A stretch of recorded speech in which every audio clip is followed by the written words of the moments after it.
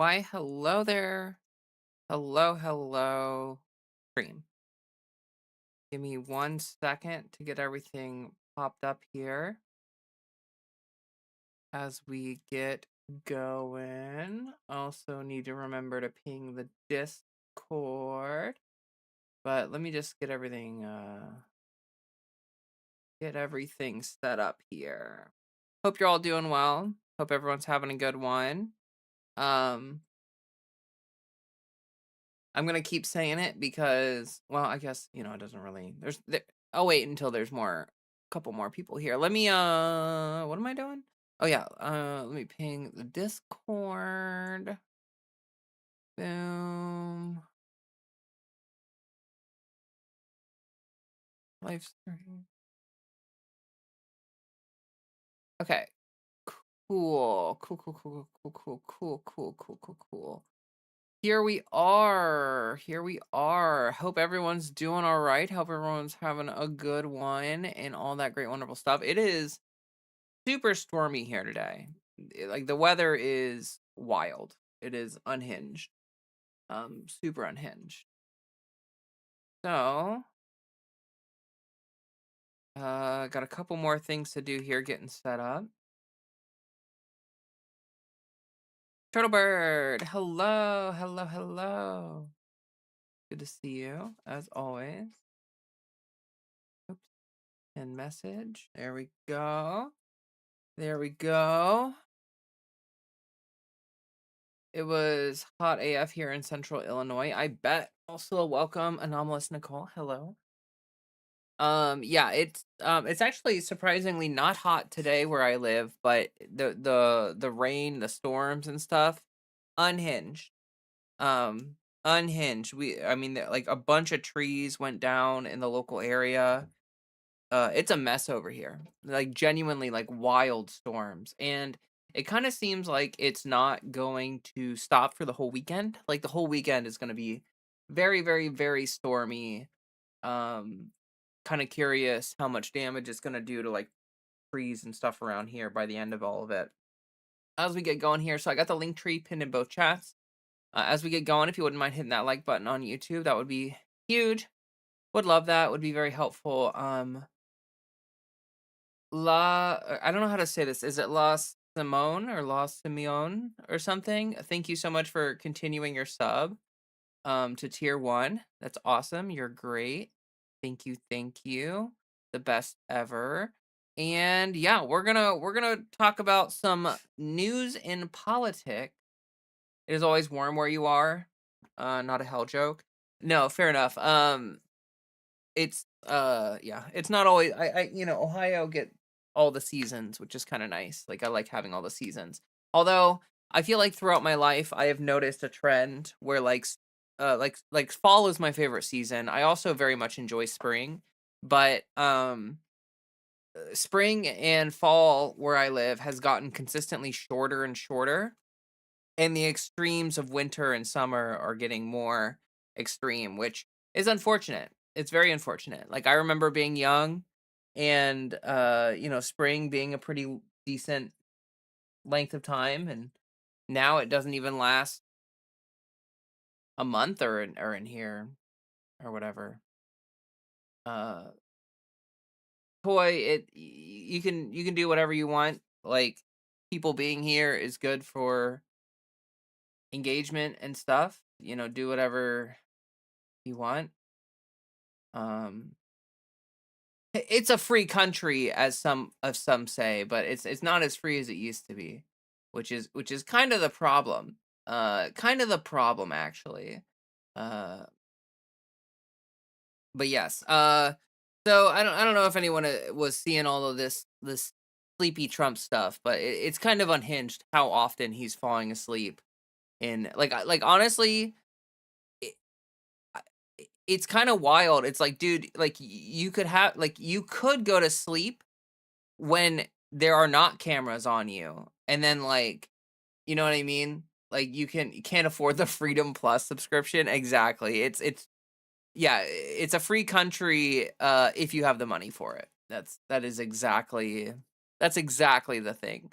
But like the thing with Trump sleeping that kind of blows my mind is that like, there are times where there are no cameras on him and like there's no one assumedly like around him and he's like laying in his bed or whatever.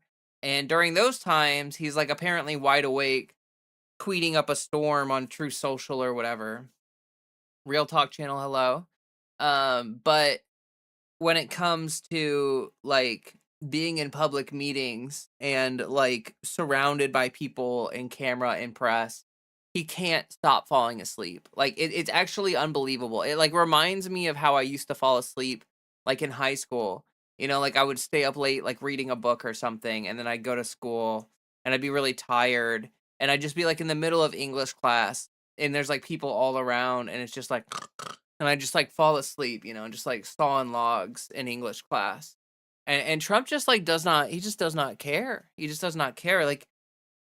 It's kind of surprising how comfortable he is. Like I don't understand how he's so comfortable. Like the most powerful man in the world, in the most powerful office of the world, giving assumedly, press conferences and things that are supposed to be really important. And like I know it's like probably super boring for him in terms of like he's not talking. A lot of these instances where he's falling asleep, it's someone talking to him about like something they're trying to do or whatever. But it's just like unbelievable that he's just like, yep, where everyone's gonna be able to watch and see. I'm just gonna take a little nappy poo. He's just resting his eyes. Really, is what it is. Uh, Aloha, welcome, welcome. Good to see you. Yeah, good to see you as well. Always good to see you.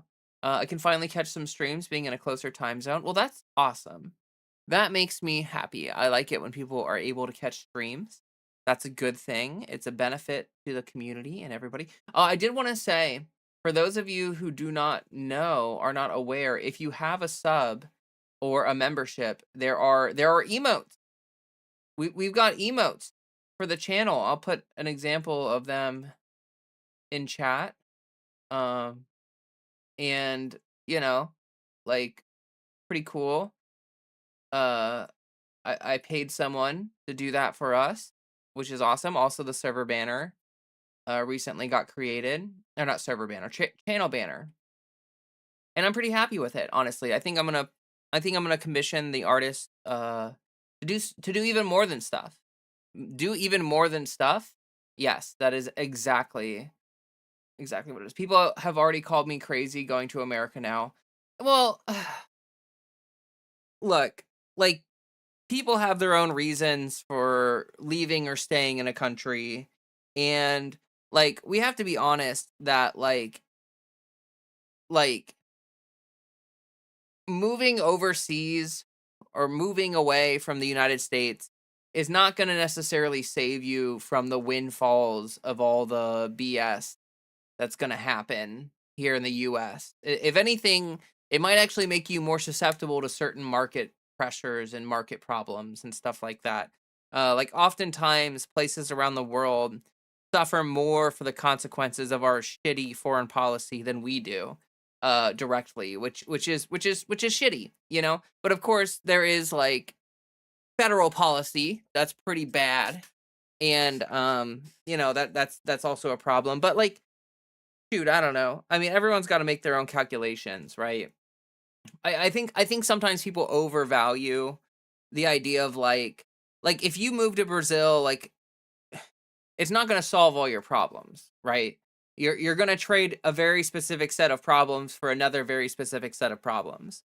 And like I tend to think that like a lot of people they hit a point where they're like, I can't take this anymore.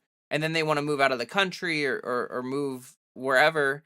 And, it's like you have to be very, very careful about like why are you doing it and for what reasons. And you just gotta make sure that it checks out, right? You gotta make sure that like you're not just acting on an emotional impulse.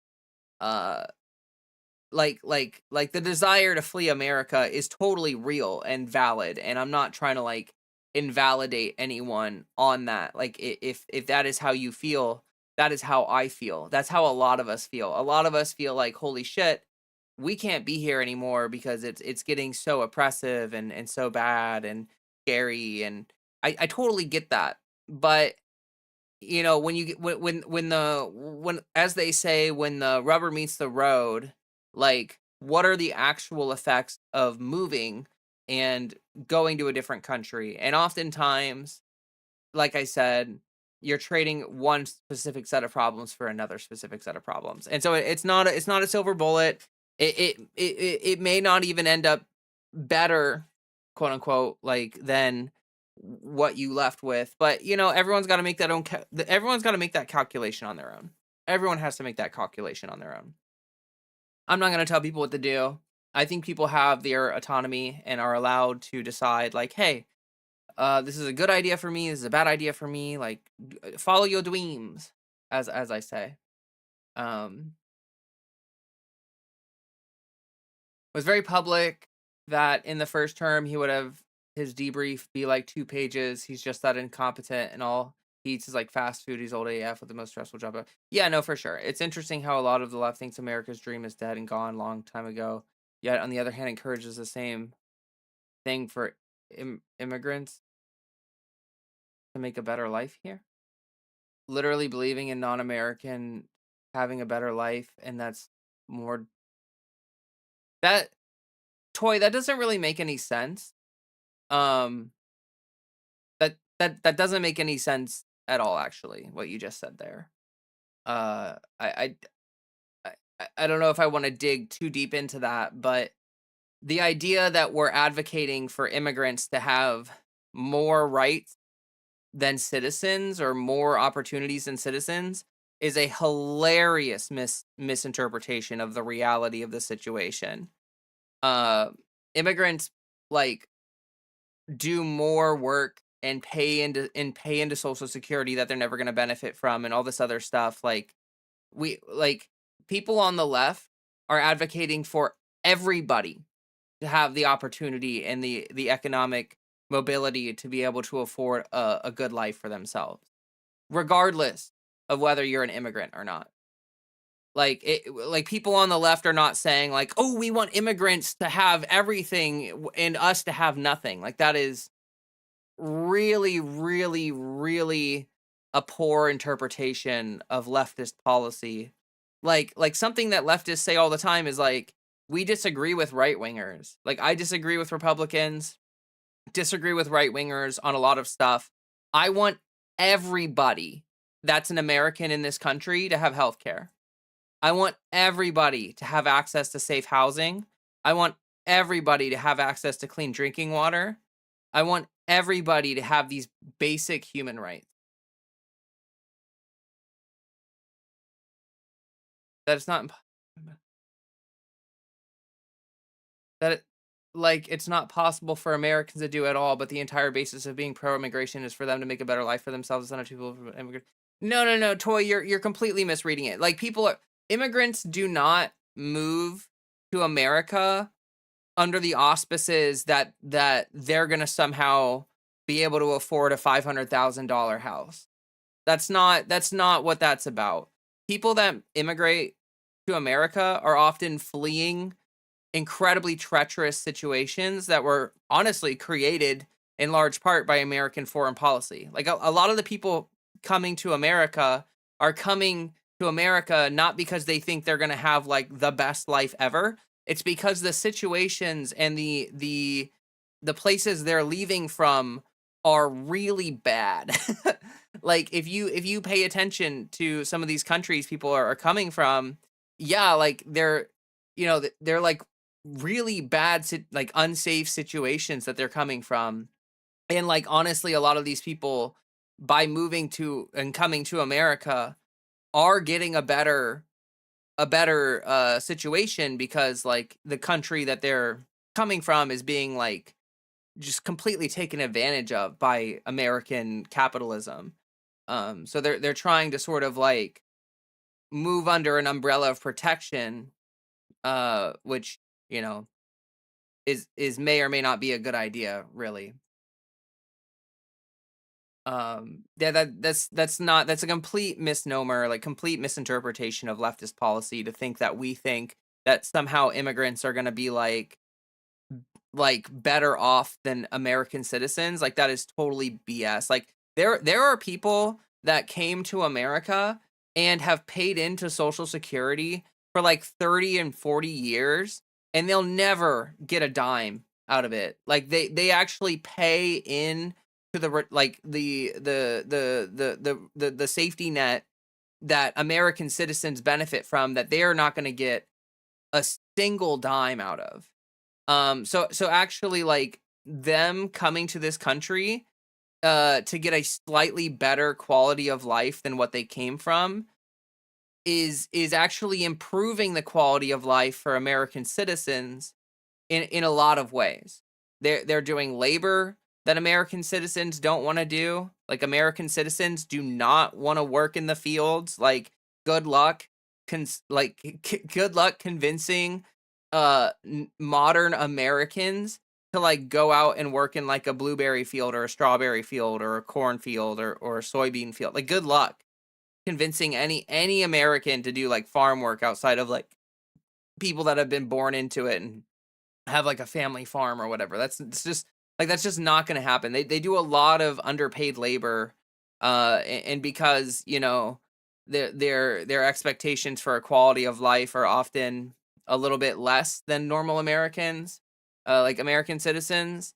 They're willing to accept lower wages and really unfair circumstances. To be totally honest with you. One can believe that the American dream is dead, but that that America is still better than some Latin American countries. Yeah, that is literally true. That is literally true. Um, it's literally true. And there's nothing contradictory about those claims. A lot, like again, a lot of these countries that they're coming from have been completely destroyed by America. Like look at Cuba, for instance. Like people living in Cuba are living consistently without like they lose electricity constantly. They have like a lack of food and resources and like Cuba has been absolutely destroyed by America's foreign policy. Destroyed. And a lot of people left the country because, you know, they wanted to try to have electricity more consistently and stuff. Um I mean, it's just an observation I've noticed that leftists are like, this country has no economic mobility, but the argument for immigration is allowing poor people to have economic mobility. No, no, no, no, no, no, no. You're completely wrong. You're completely wrong. People that immigrate into this country have no economic mobility. Oftentimes, they are stuck at the bottom rung of things for like forever. And actually, a lot of people that immigrate to America, that come here to America, the reason why they have so much hope for their kids, like I don't know if you've noticed this, but people that come from other countries, oftentimes they put a lot of pressure on their children because their children, being American citizens, have the actual mobility that they don't have. And so like it is absolutely um it is absolutely the truth that like a lot of these people are accepting that they're like sacrificing their own potential. I mean not really, like things are going to be better, you know, not living under under like authoritarian rule or in some of these countries where like quality of life is just not what it is in America, even for poor people, right? But yeah, like a lot of these families put a lot of stake on their children and like they you know they want their kids to become doctors or lawyers or something because they really want them to try to have that kind of economic mobility, and they often struggle immensely to try to get that to be possible for their children. um it really just like kind of screams as if you haven't actually looked into these kinds of immigration issues very closely. To be honest with me, it kind of smacks as if you don't actually know all that much about the on the ground situation for a lot of these people.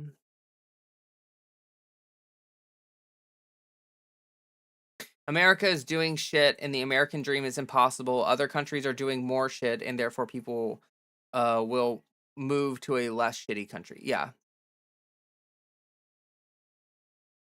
And that's why Bernie was against H-1B visas years ago. I haven't heard him talk about this in forever. Well, look, like the idea of visas and stuff is kind of like it's an exploitative work thing. Like if people are coming here on visas, it's really easy to take advantage of them in the workplace because if they cause a fuss, if they demand certain kinds of rights that workers are entitled to, the workplace can simply say, like, do you want to just be sent back? Do you want to just do you just want to be sent back to where you came from? And a lot of these people don't want to. So they'll endure all sorts of hardship and mistreatment and all sorts of horrible things. Um Also, I wanted to say Corwin Chelway, thank you so much for first time chatter here. Cuba transitioned into a socialist and communist state in 1961 following the Cuban Revolution, led by Fidel Castro. And you got to understand this happened during the height of the Cold War. Yeah, exactly. And we've never let them be since that point. Like they transitioned to that kind of government, and since then we have absolutely made life miserable for the people there. We have made life absolutely miserable for no reason other than the fact that we don't want to see a communist state succeed. Like if Cuba accepting communism as their form of government were to have a successful run of it, it would make America look mighty bad, actually. It would make America look really bad and capitalism look really bad. And so the incentive structure is there for America to absolutely destroy any possibility of economic stability for that country so that people are think that communism sucks. They blame communism for the complete and total disaster that Cuba is right now, but it's actually just it's literally America's fault. Like it is literally our fault.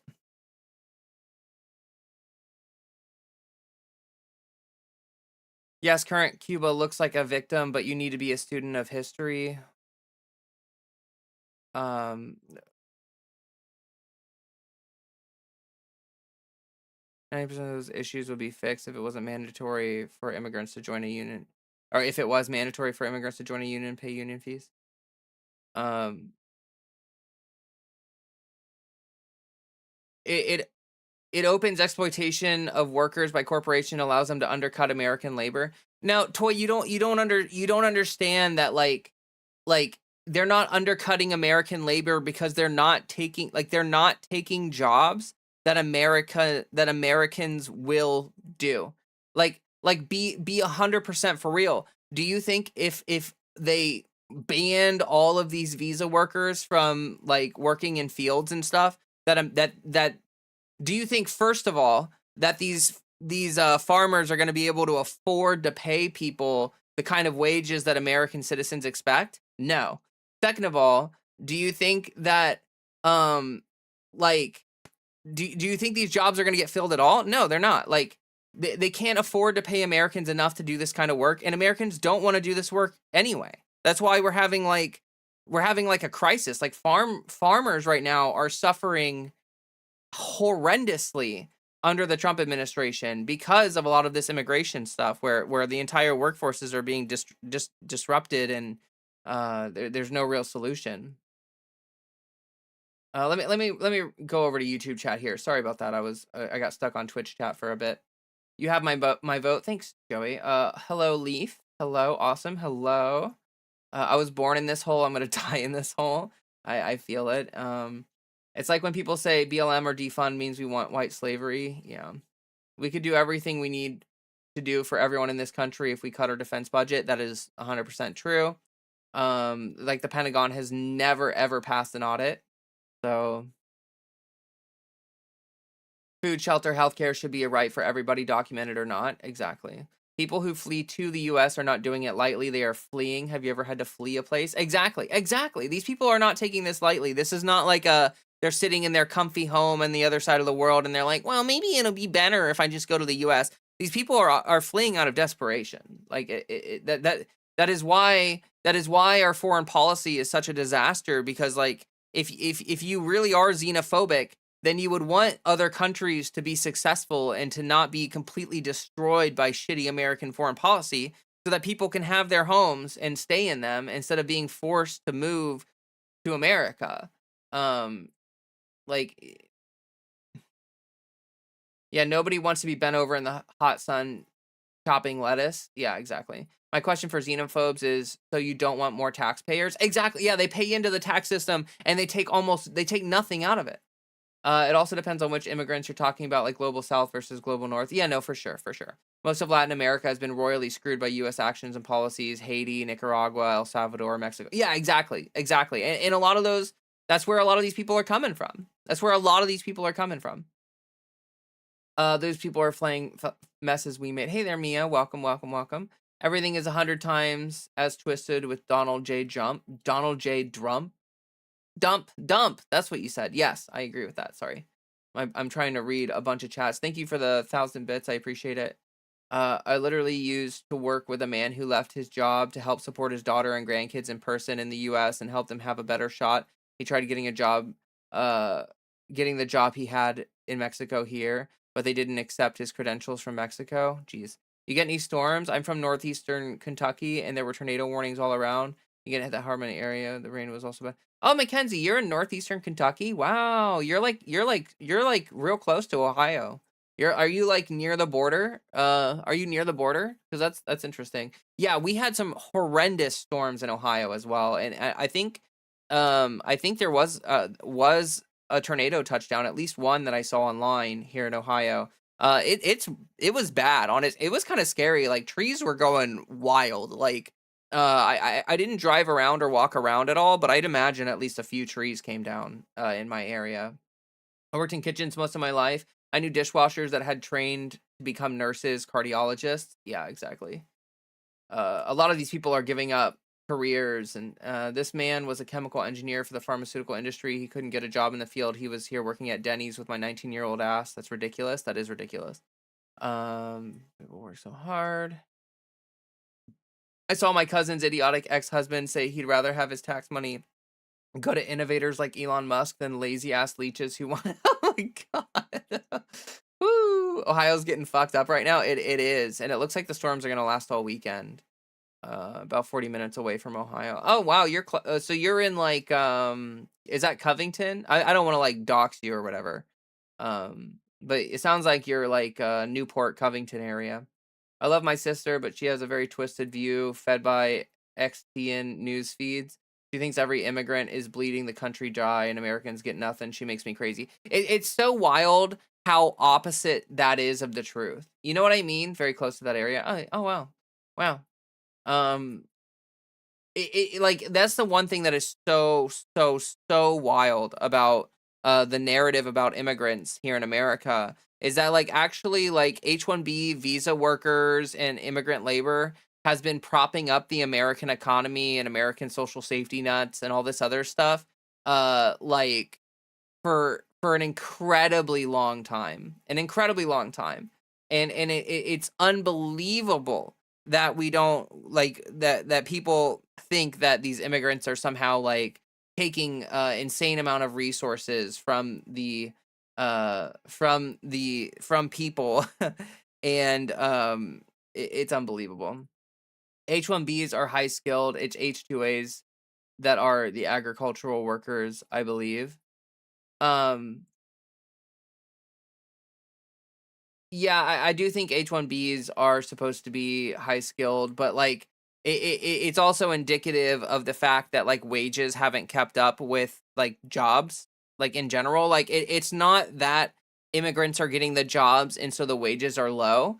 It's that they don't want to pay the wages that Americans need to survive. And so the only option for them is to get H-1B visa workers who do not like will accept a lower wage just because like they kind of have to. Like it's not that like it's not that immigrants are coming in and taking the jobs and suddenly the wages drop and suddenly Americans can't get the jobs. It's that Americans apply to get the jobs but want to be paid more money than the people are willing to pay. And so they say, nah, screw it. We'll just go hire some visa workers because they'll accept a lower wage just because They don't really have much of a choice.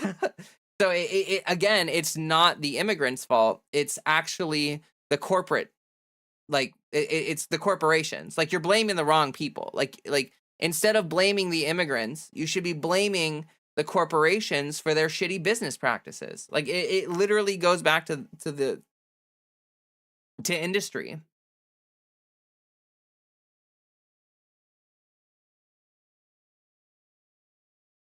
Anyone that thinks that Elon Musk is a hard worker while most immigrants aren't working can't have a job. Like, straight up, they are probably everything bad they put on immigrant. Oh no, for sure. Like, a lot of the stuff on the right is projection. You know what I mean?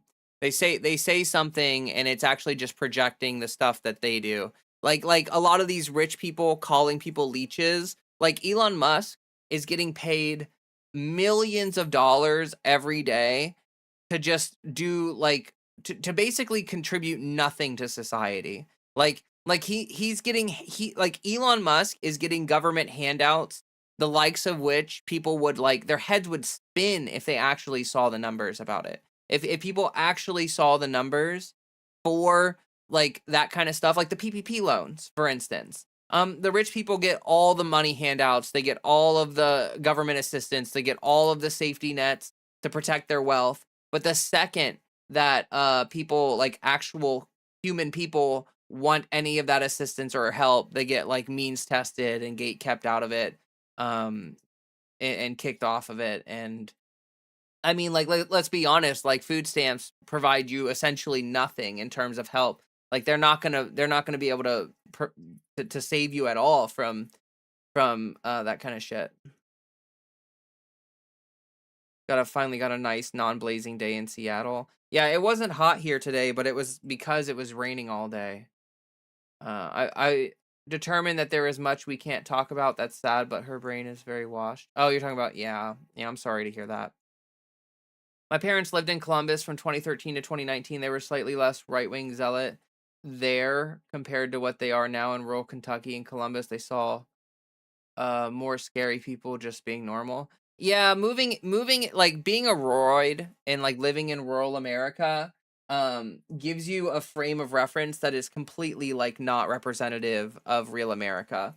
Like, a lot of people living in rural America think that cities are really unsafe, and they think that it's like a disaster, and they think that, like, if they go to a city they're going to be shot instantly and stuff like that. But they don't understand that a lot of red states and a lot of rural counties actually have higher crime rates than cities. Like, obviously, with a lower crime rate, if you have a higher population, there's still going to be crime, and then people hyperfixate on that, and especially because the crime is usually a result of poor policy. Um, yeah, it's just it's again a misinterpretation, a misunderstanding of the on the ground issues and the facts of things. The villain is always capitalism. I mean, yeah, pretty much. I will never understand why people think Elon is some savior. Elon is a net negative on society. Yeah, I don't really get it either. I don't really get it either. For a long time, Elon had a really good PR team. Like, for a long time. I don't know if people remember this, but back during the Obama administration, pretty much everyone was very amicable about Elon Musk, and it was a very small coalition of people that were anti-Elon back then. But, like, back in the Obama administration, Elon was not front and center with a lot of stuff. He had good press, he had good PR, and he just kind of, like, hung back and did his financialization bullshit. But now that he has taken more of a public approach to speaking about his opinions and all this shit, it's really become obvious how much of an idiot he is, and how much of a loser he is.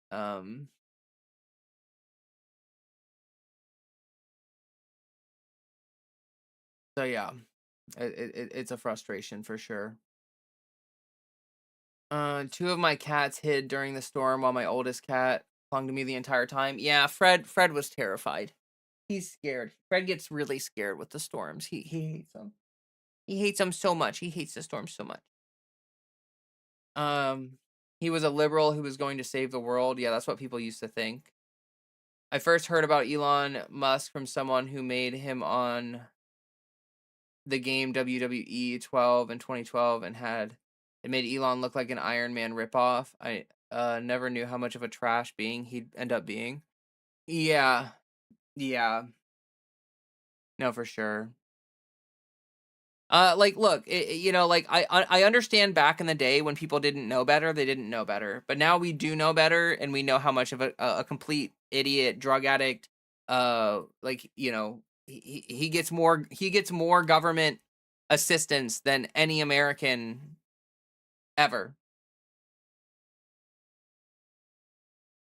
How can you make the argument that the opposite of the direction we are going is the cause of the problem?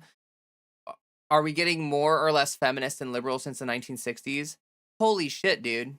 Um, I don't I don't know why you're giving me a bunch of layups today. Like, I don't know if you're trying on purpose to make your positions really easy to come after. Um, I- like, you have to understand the difference between social progress and economic policy. So we are definitely moving in a generally a more progressive social direction, yes. But economically, neoliberalism has taken over both parties, and economically, things have moved conservatively over the past 50, 60 years. Like, that is like literally the issue, which leads to declining birth rates because less women have less children, which you can argue that's a positive or whatever. How can you reconcile this? Holy shit. I don't know why I think you think you're owning me right now or something, but you're really not. Yeah, declining birth rates are an issue. There's a general feeling that life is too difficult for people to have kids, and there are many factors contributing to the decline in birth rates, but it has basically nothing to do with social values.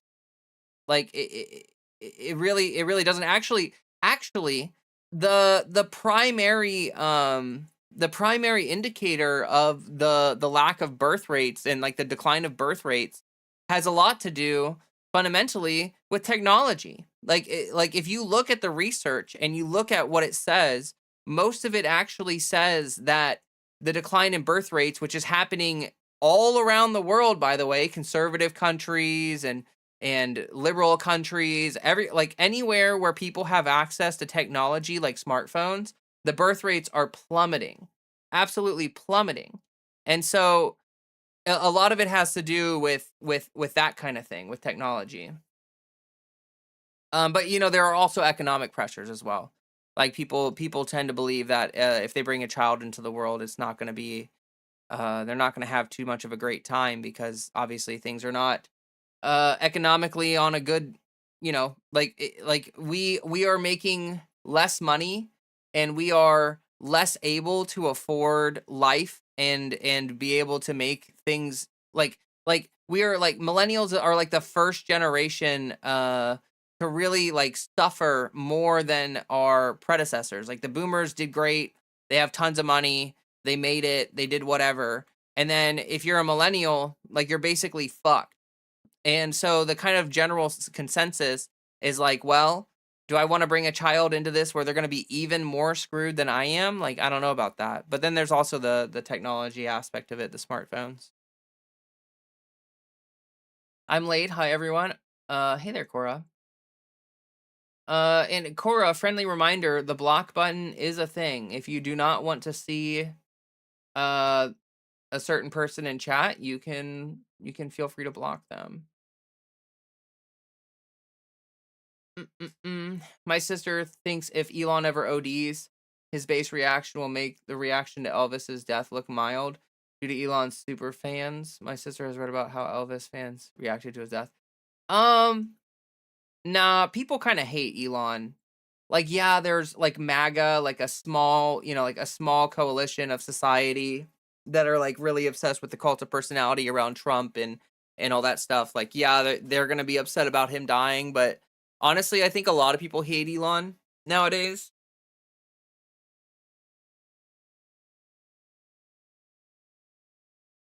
Um, boomers hoarded the lead too. That's true. That's very true. Dude, if I were a boomer, I would be so mad. I'd be so mad about the lead poisoning thing. Like, can you imagine? Like, there's no escaping it. Like, with lead poisoning, it was in the air. You know what I mean? Like, that's crazy. That's crazy. Like, I'd be so mad if my brain was damaged by the fact that they were pumping lead into gasoline and then burning it off into the atmosphere. Such an insane thing. Like I think about that a lot, and it's like it really goes to show how little capital cares about the well-being of the population. Like, you would think that before throwing something into a combustible fuel, you would you know, you would want to make sure that it's safe to like be around and inhale and stuff. Now we just have plastic in our brains instead. Yeah, but like look, we don't really know the full effect of microplastics and all that stuff, but we have reason to believe that it's not nearly as bad as lead poisoning. Like lead poisoning is incredibly bad for you. It's so bad for you. Um like at least plastic is mostly inert, you know what I mean? Crazy to think that Elon has any unironic fans. Well, yeah, but you know, they're like, look, there are always going to be people who are like that, right? Like you have to kind of expect it, right? Like I think people do this thing where they're like, you know, if you understand how shitty Elon is and you have the inside scoop and you've paid attention and you get it, then you get it, right? But like there are tons of people who are just like really ignorant to all the bad things and all they see are like random Twitter posts that are like gassing up Elon or whatever. So, you know, you just kind of like you kind of have to expect that there are going to be people who are like underinformed and misinformed and wrapped up in a cult of personality and stuff like that. Like that's always going to be the case. We're never going to like have 100% of people be like, "Oh, this person's a piece of shit." Um Once healthcare and infant mortality rise, inevitably the birth rate declines. Why have 8 kids when you know all of them are gonna live to adulthood? That's so many mouths to feed. Yeah, that's an interesting point. Um, Most MAGA I've met IRL hate Elon since the Doge schism. Yeah, well, right. There's a lot of MAGA that hate Elon. Like that's what I'm saying. It's like a small portion of MAGA that cares about Elon or likes Elon or whatever. And there are some apolitical people that don't know anything about this, right? Like you have to understand that like as someone who's absolutely like if you're locked in, if you're tuned in, there's a lot of people who are not tuned in or locked in. And those people are going to be like they're going to have positions that kind of don't make any sense, really. If you're watching the stream and you're enjoying it, it would mean a lot to me if you would hit that like button. Please, please, please. I've noticed that my viewership has been kind of low on streams lately. So if y'all could like, I don't know, give me a little boost here, that would be super helpful. Like I think my viewership has like my stream viewership has basically cut itself in half. Like I'm noticing most streams are pretty struggling kind of hard, honestly, which is unfortunate. Corwin, thank you so much for following me on Twitch. That means that we just hit 200 followers on Twitch. That is a big W. Thank you, thank you, thank you. I really appreciate it. Means a lot. I appreciate that. I really appreciate that. Yeah, hitting 200 followers on Twitch, that's kind of a big deal, honestly. Like I'm surprised with the growth that we've seen on Twitch lately. Like that it's kind of awesome. It makes me happy. Me mentioning that my viewership has dropped a bit caused the viewership to drop a bit, which is really funny. I gifted you 1,000 bits. I said thank you. I did say thank you. I do not have notification sounds or all that stuff because I think it's overstimulating and shitty and stupid and annoying. Like every time someone donates a single bit to me or whatever, like I don't care to have like a billion sound effects blasting off in my viewership's ears and stuff like that. I just think it's like it's just dumb. Like I think that part of streaming culture, like the hyperbolic, like overreaction, like tons of sounds, tons of things happening all at once. I find that kind of streaming to be like peak obnoxious, like so overstimulating, not funny, just annoying. And so I try to provide content that I would like or whatever. Um, what if I like the noises and banners? Then good for you. I'm happy for you. Good for you. If you hate my streams and you don't want to watch my streams because I run them the way that I want to, then don't. You know, like uh, you know, I'm just I'm not making a value judgment against other people. I'm just saying that I think that the alerts are annoying and really frustrating and yeah, I don't like it. Oh yeah, Leah, when I look at your channel in my subscription list, it doesn't say you are live. Needed to go to your channel and then the live tab. Did settings get changed? What? No, it should be notifying everybody. It should definitely be notifying everybody that I'm live. I don't even think that there's a setting for that, actually. Let me just look. But um yeah, I don't see anything that would uh yeah, I'm not seeing anything. That's wild. It's I'm being deplatformed by YouTube. They hate me. They hate me. They hate to see me grow. They hate to see me succeed. Here's the point to take home. Most cultures worldwide have no intention of changing their behavior. The westernization that reduces birth rates will never happen in a culture that subjugates women into roles of motherhood only, and that's a huge part of the planet. Uh, all our modern statistics for population growth pretend the whole world will follow trends outside of their culture. It's a joke. Yeah, that's interesting. Here, I'm gonna ban this person on Twitch. Hold on. There we go. Um, uh, yeah, no, I would agree with that.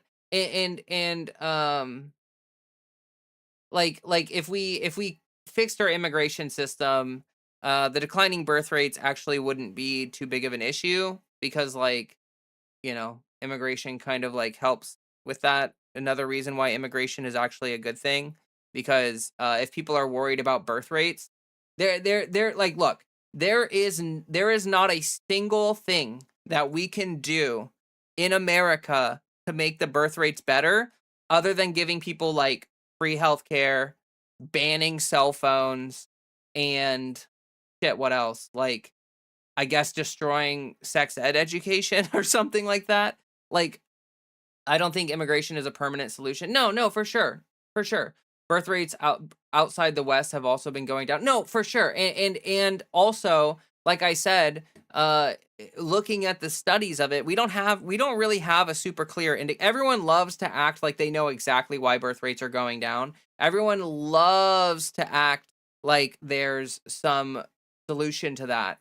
Um, but there really isn't. And it seems like the largest indicator of birth rates dropping is like access to like cell phones. Like if you look at it, actually, when TV came out and TV became popular, that dropped birth rates by a marginal amount. But when we moved to cell phones, it made it even worse. And I think honestly, there's an argument to say that like modern social media, like Facebook and Twitter and all this stuff, is essentially like a demon box kind of effect where your phone becomes the central important figure in your life and you stop thinking about other things and stop worrying about other things.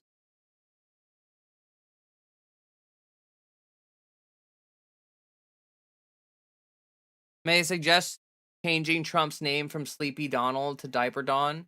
Both good. Both good actually. And thank you Adel Gaming for joining in the chat here. Um but yeah, everyone loves to act like there's going to be some like magic solution towards boosting birth rates, but it's not going to happen. It's not going to happen. We have the problem. It is a problem, but it's not we're not gonna magically be able to make it go better. Sleepy Donald just feels like the Joe insult. That's kind of the point, is because, Donald Trump attacked Joe Biden for being sleepy a shit ton, but actually the thing that was he's the sleepy one. Like Donald Trump has fallen asleep in public on TV way more often than Joe Biden ever did. Like Donald Trump has fallen asleep on TV in front of the cameras like constantly.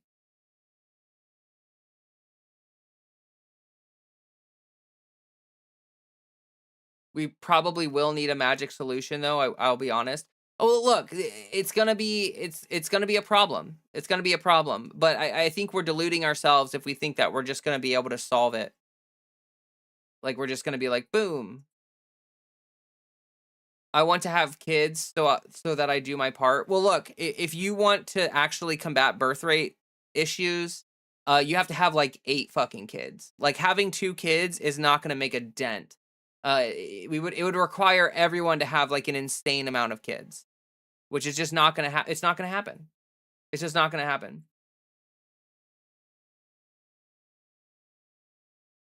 Let's see here. Or shit pants Trump. Yeah, it is really funny that the dawn of diapers, that he like, yeah, he poops his pants really often. People make kids in power outages too. No other distractions. Sadly I gotta go despite being my B-day. I still have to go to bed early for work. Oh, Joey, happy birthday. Happy birthday. Thank you so much for spending some time with us. Um I appreciate that. The lamp makes it hard to read chat. Yeah, well, if you're watching live, you should have access to the chat box. I agree that it does. I don't know. Would it just be better if I move chat over here? I feel like it's kind of weird though, because now I'm like weirdly here. Let me oops. Uh is that better for the chat? It's odd framing. It is odd framing. I feel weird having moved the chat.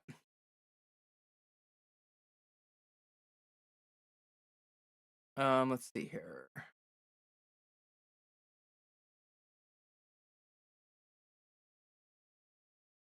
I've had bells moved off of all and had to fix them before. Yeah, I feel like there's some shady shit happening with YouTube in the back end, to be totally honest with you. That's what I noticed. I've noticed some left-wing creators are getting less appearances in my notifications this election season. Seriously, I've noticed this with Riverboat Jack and Dead Domain. I mean, like, I would not be surprised at all if I would not be surprised at all if there was some issue. Yeah, it still kind of makes it hard to read a little bit. Like, there's the white thing down here that makes it kind of hard to read, and then I don't know. Y'all can let me know if that's better.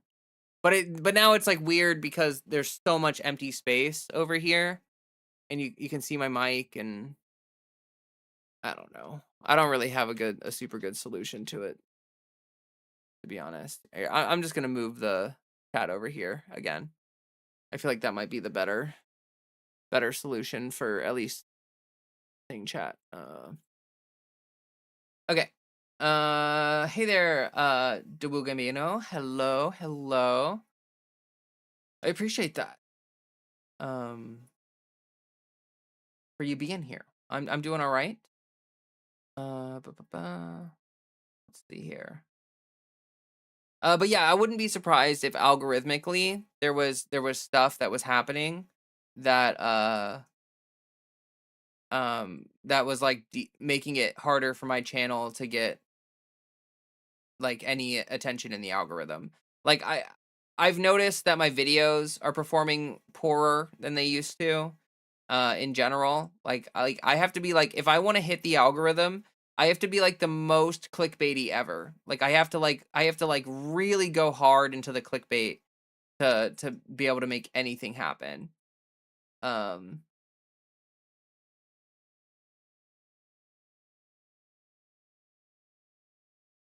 unfortunately. So, yeah, don't have too much of a solution there. Anyway, we're gonna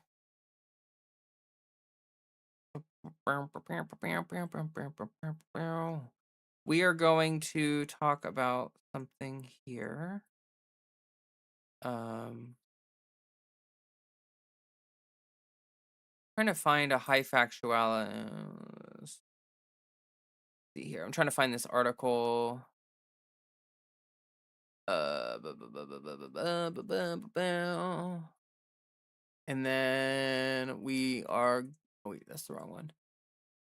We are going to. Boop. Okay. So as you can all see, here's Trump sleeping, like actively asleep. Um. Whoa! What the heck? Is this some kind of ad or something? Oh, get away from me! I don't want to. I don't want to. I don't want to watch your video. Why is this video embedded in this article? I'm not trying to watch a YouTube video right now. Uh, why is that happening? I don't get it. Anyway, Trump issues dangerous rule banning Medicaid coverage for trans youth care. Advocates say. Advocates say the Trump administration is holding vital healthcare funding hostage. So, Donald Trump is blocking 2 federal health insurance programs that serve low-income Americans from funding gender-affirming healthcare to transgender youth. The administration's latest effort to deny affirming care to young trans people is a part of the government-wide campaign against trans Americans.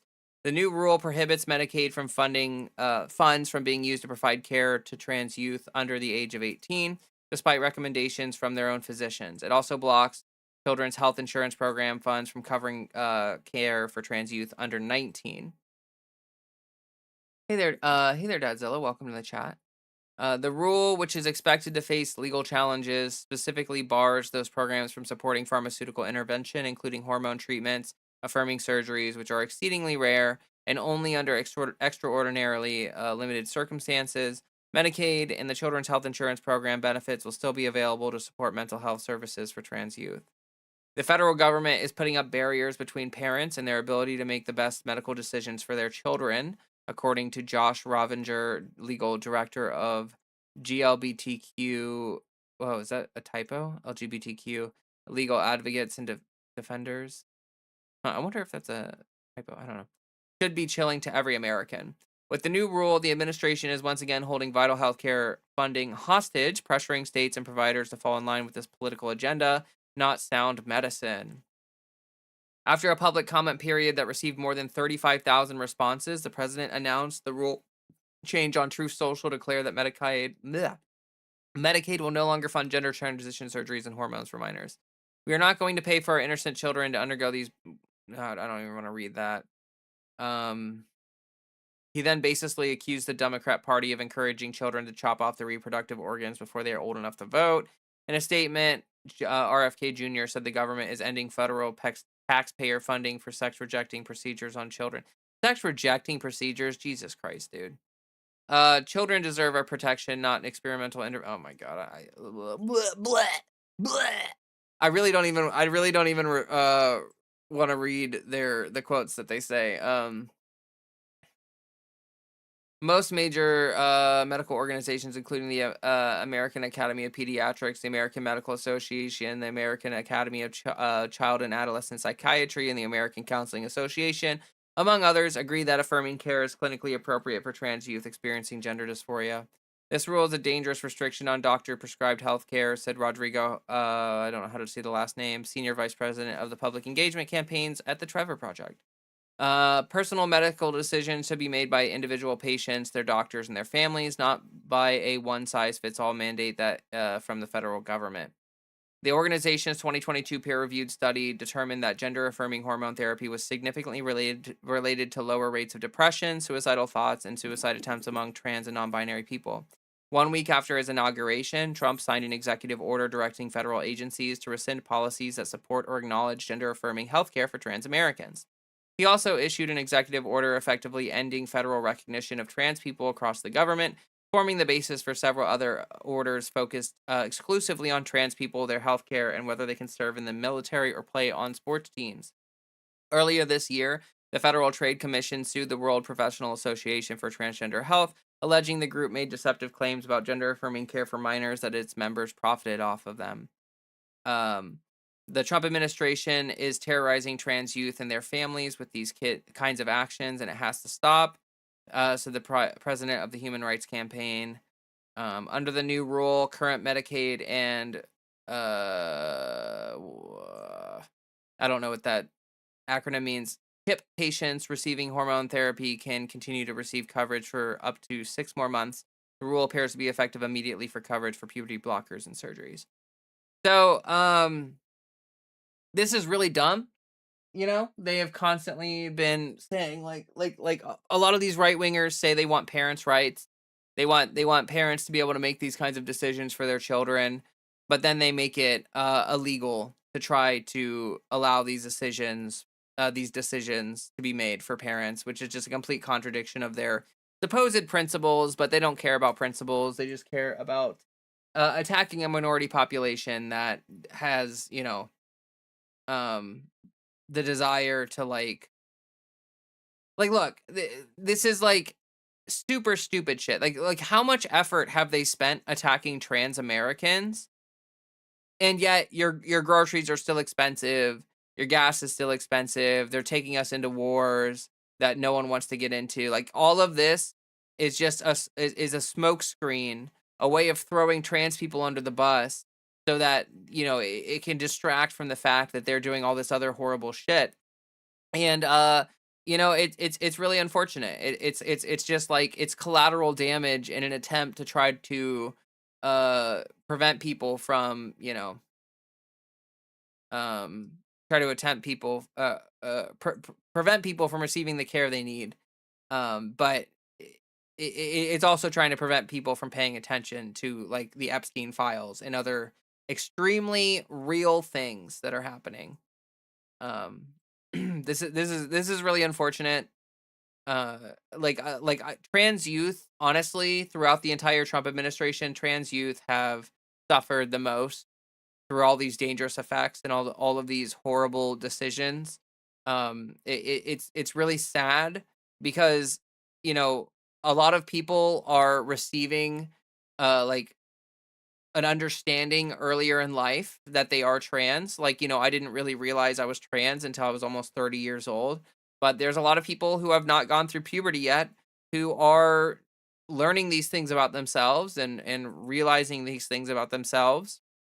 And unfortunately, they're being forced to go through a puberty that is not conducive to the life that they want to live and the kind of person that they are. And all of that is going to cause them to need extra kind of treatments and interventions later on that could be avoided if this kind of stuff was done early on. And honestly, obviously the science like backs up trans rights 100% of the way.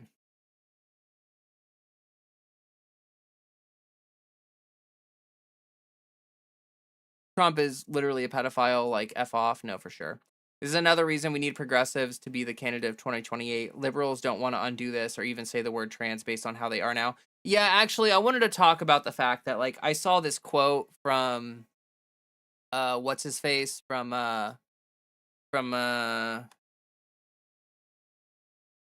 Hassan. I don't know. Let me see if I can find it.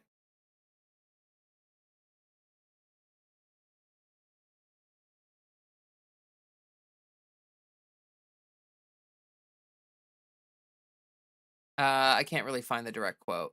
But essentially Hassan recently had a moment, a clip where he said that, like, obviously they're using trans rights as a distraction, but his solution was to not talk about trans people. And actually I wanted to push back on that a little bit because, like, sure, do I want right wingers to stop talking about trans people? Of course. Also, hello, anime sidekick gal. Happy to see you as always, and everyone else that's popped into chat since then, like Lauren. Um, like oh Jesus, I totally forgot what I was talking about. Oh yeah. Yeah. So Hassan basically said like, hey, maybe we should just stop talking about trans people. And like to be totally honest with you, a lot of moderates and a lot of people like that are like already super shitty and don't talk about trans people and already ignore us. Um and it's horrendously fucked up. Like it's super fucked up.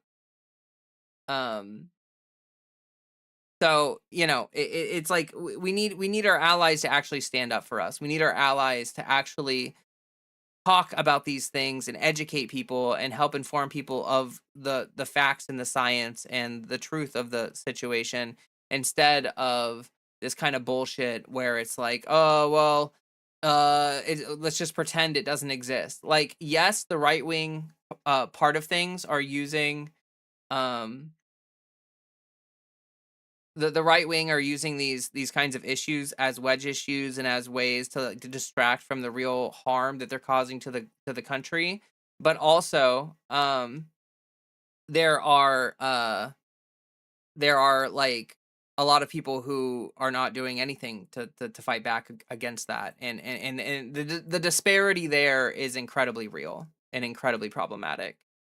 Um, yeah. Corwin Choe, I thanked you for following me not too long ago, but I don't want to be mean, but you are so clearly trans. Like you have half female, half male attributes just by looking at you. How could that possibly take 30 years to identify? I'm like 3 years into transition. I am not early into transition.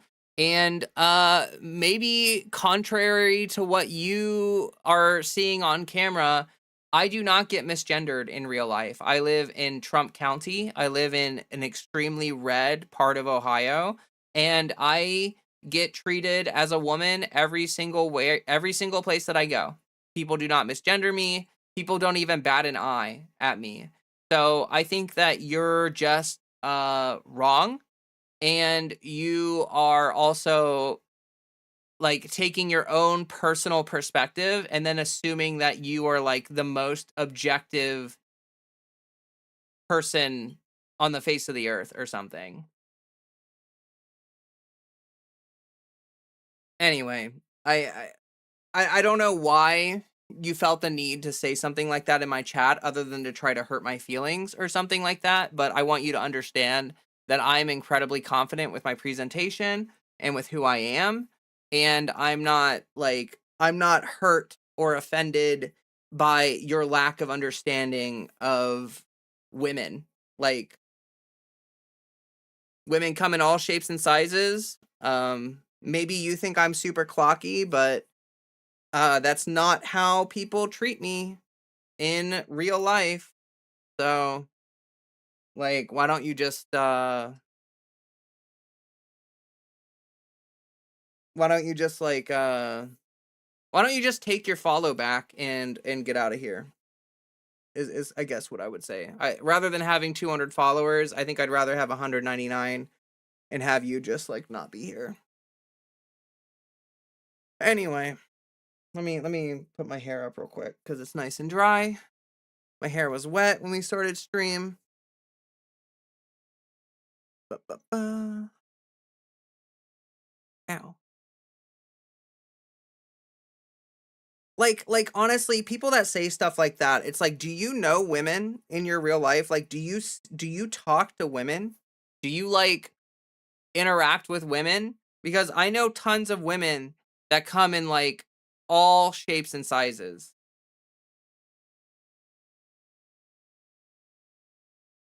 God, I swear, people on the internet just feel like this part, like they just feel this freedom to just say like the most obnoxiously rude shit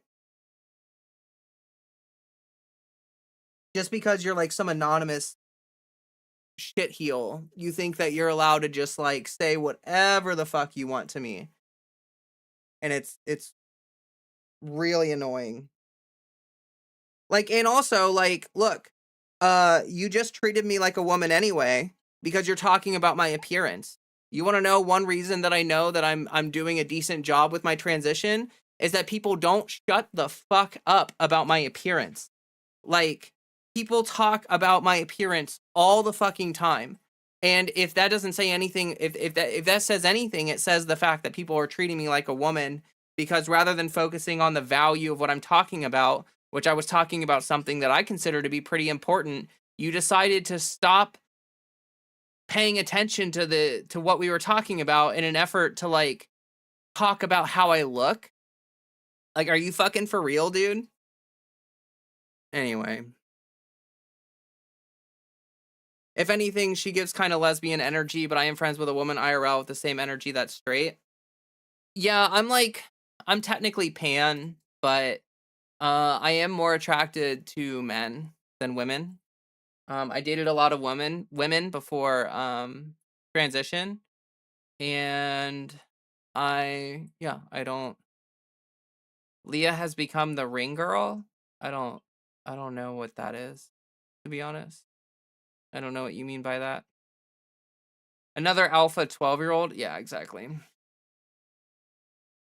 But like, look, I've been told by people that I look like cis women that they know in their real life, and I don't think that that was hug boxing. I'm willing to believe it. Like, I've met a lot of women, so like it gives transvestigating kind of energy, to be totally honest with you. Unfortunate.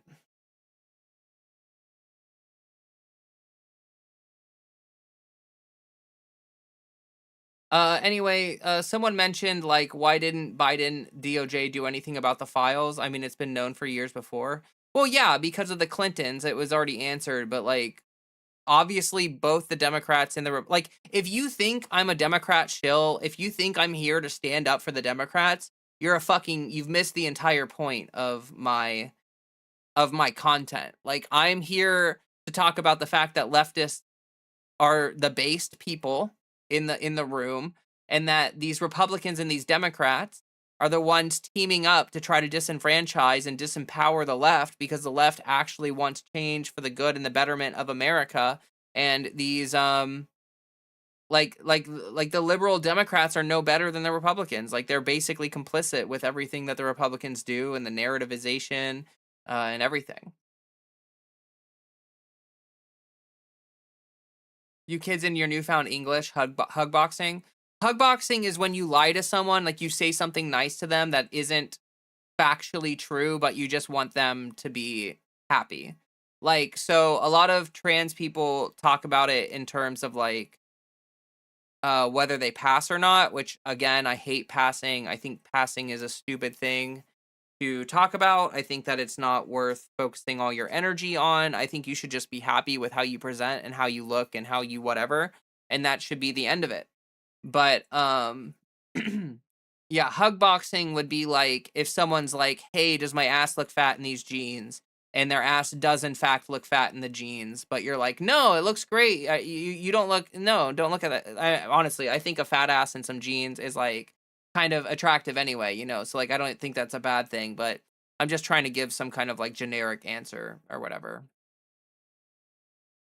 That's a really neat way to do hair, Leah. I have similar hair and I tend to experiment with putting it up like that. Yeah, no, I mean, or you will have to experiment. I mean, I kind of like the bandana. I wear the bandana because I do flow arts, like I do flow art stuff like pretty much every day.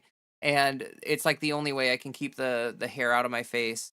Cause it's, it's kind of curly and frizzy and all over the place.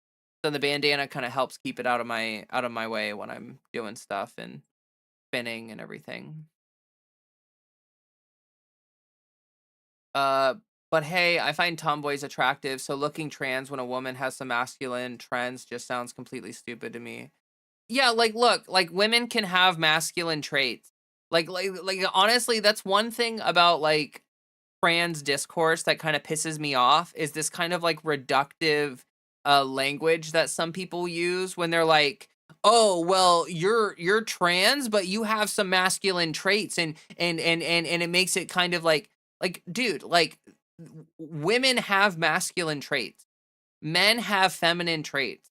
Like that is like literally a thing. Like, have you ever seen dudes with like really beautiful eyelashes? Like, that shit happens for real. And I just find it fucking annoying that people are reductive like that, as if to be a worthy trans person, you have to have like 100% feminine or masculine traits. If you have a single sexual characteristic that defies the quote unquote expectations of what people want in like or expect out of a certain kind of person's presentation, like somehow you have failed and you're confusing and you're doing something wrong. It's like, do you not know that butch lesbians exist?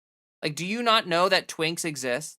Like what the fuck is wrong with you? Like, that you can't understand that presentation is separate from identity, and that identity and presentation are a huge ass spectrum on which people fall at varying places. And it's like, it's so fucking it's pathetic. It's like we don't need to have these kind of reductive conversations.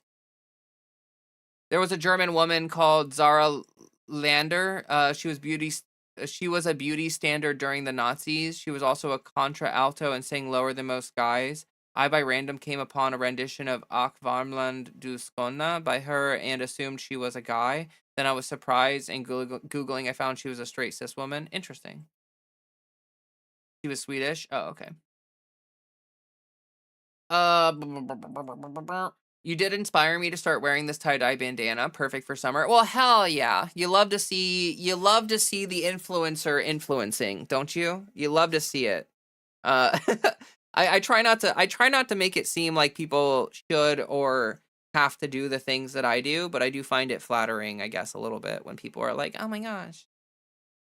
Oh my gosh." Passing should only need to be a recognition for safety, and we should protect those who don't as well as when they need it. Yeah, exactly. I would agree with that. Like, for some people, passing is a safety issue, and of course, I wish it didn't have to be that way. I wish it wasn't that way, but it is that way in certain parts of the world, and that is definitely a reality that unfortunately we have to confront.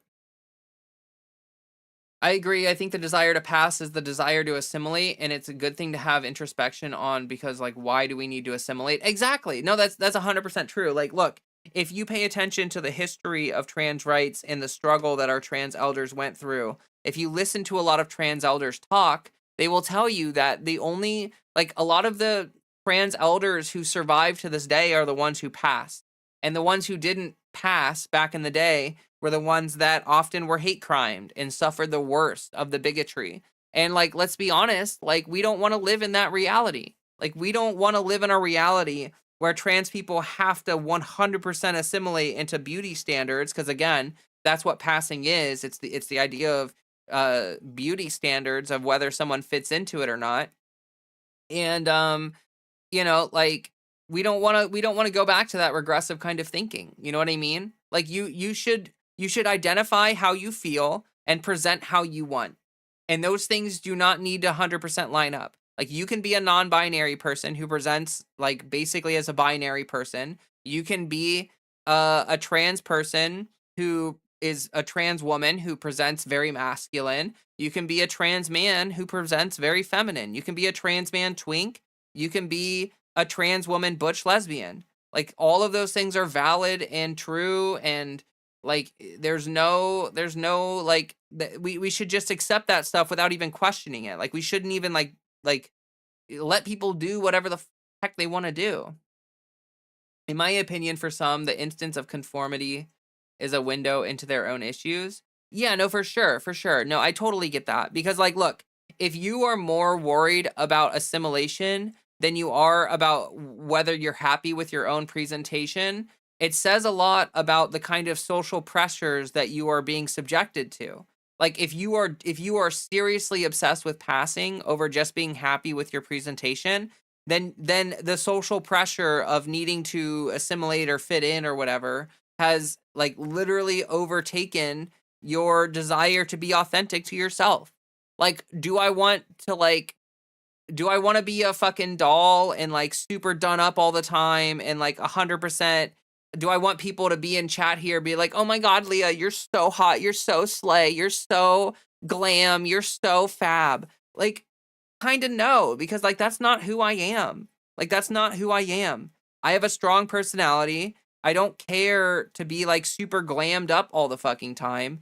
And honestly, like when people call me gorgeous and stuff, like I sort of do feel like they are hug boxing me because I don't really feel like that's the kind of person I am. I don't feel like I come across as gorgeous or like sexy or anything like that. But that's not who I am. I'm not trying to be sexy. I'm not trying to get you on my OnlyFans because I don't have one. I'm not trying to like do any of that kind of like performative, like, oh, look how attractive I am kind of shit because I don't care. Like I'm happy when I look in the mirror, I see Leah and I see who I am and I'm happy with it and I'm fine with it. And that's all that matters to me. It's like all I literally care about. I'm into politics, football, history, and I'm very ambitious. Even if I was a cis woman, many people would think I am trans, so I won't bother. My gender is pretty ambiguous anyway. Well, that's fine. I was called a dyke in 6th grade when I cut my hair. I was a guy back then. That's funny. If you become so focused on passing, it'll drive you crazy. Trust me. Yeah, I mean, like I've talked about this before, but just check trans Reddit. Like if you check trans Reddit, you will instantly see that the people that are obsessed with passing are like some of the most unhappy people ever. Unhappy, like so unhappy. Maybe it's autistic Riz, but I don't know. I see people as people first myself. No, what? When you interact with people, you recognize their humanity? What? In this state in the year of our Lord 2026, you humanize the people you interact with? I don't buy it. No, I'm kidding. I think that's great. I wish more people did that. I wish less people immediately applied their expectations to other people that they're interacting with. Like seriously, I find that incredibly frustrating when people are like, "Oh, I have these expectations of you, even though I don't know shit about you. I don't know shit from a butt, but I'm gonna immediately plaster my expectations all over you." It definitely seems like that Corwin person took away their follow and left, which makes me really, really happy. I'm glad that we were able to shame them out of the chat. Like, what a stupid fucking, like, honestly, really, like, it distracted me while I was talking about the thing that I was talking about. Like, because, like, genuinely, it was an ignorant, stupid statement. It just, like, pissed me off or whatever. I think makeup is a subjective thing. I ironically really like makeup. People with makeup and a more masked personality are super cool to me, no matter the gender. Yeah, I mean, like, look, follow your dreams. Exactly, that's exactly what I'm saying. Like, you're allowed to like makeup, and you're allowed to like love doing like really intense looks or like basically drag or whatever. Like, you can do whatever you want. Like, there's no harm in that at all. It's just like I think that a lot of people tend to see a trans woman and be like, "Oh, you're only wearing like I'm only wearing mascara right now." If I were wearing, look, if I used to do this, like there was a long time on my channel where I would only wear like kind of a good amount of makeup on stream because I was a little more self-conscious back then. But like if I was wearing if I was wearing concealer, if I had eyeliner done, and if I had those like other elements of my makeup done, I wouldn't receive comments like that at all. You know? Like there would be no one in my chat being like, "Oh my God, like you look like a fucking man." Like that just wouldn't happen. But I don't want to do that, dude. Like I don't want to I just don't like wearing makeup that much. It's just not like something that I'm super into and something that I care about. And so like I'm not gonna bother. Like I'm not gonna bother. Like I don't know if anyone has noticed, but I've been getting electrolysis done. And when you get electrolysis done, you have to like grow out your facial hair. Like they it has to be long enough that they can tweeze it. And so like lately I've been having to let my facial hair grow out, and then like I go and I get it treated. But I've come on here on stream with like pretty grown in facial hair, like 5 days of no shaving. And I know that looks clocky as fuck. I get it. I don't care. Also, there are cis women that have fucking facial hair, and they are being pressured by the same social pressures that trans women are subjected to when they're told that they have to shave. Like, there are a lot of cis women that have PCOS, or which it's now called PMOS or whatever, but like a lot of cis women have that, and they have like like little tiny beards, and they have little tiny mustaches, and they have to tweeze that shit or get it lasered off or whatever. And the only reason why you don't see cis women walking around with stubble is because they are being told that they have to give a fuck about it and they have to care about it, and so they do more preemptively to do something about it. Like, I know a cis woman that, like, yeah, that definitely has like basically a little tiny beard. Anyway, hey there, Health. Welcome to the stream. Happy to see you as always.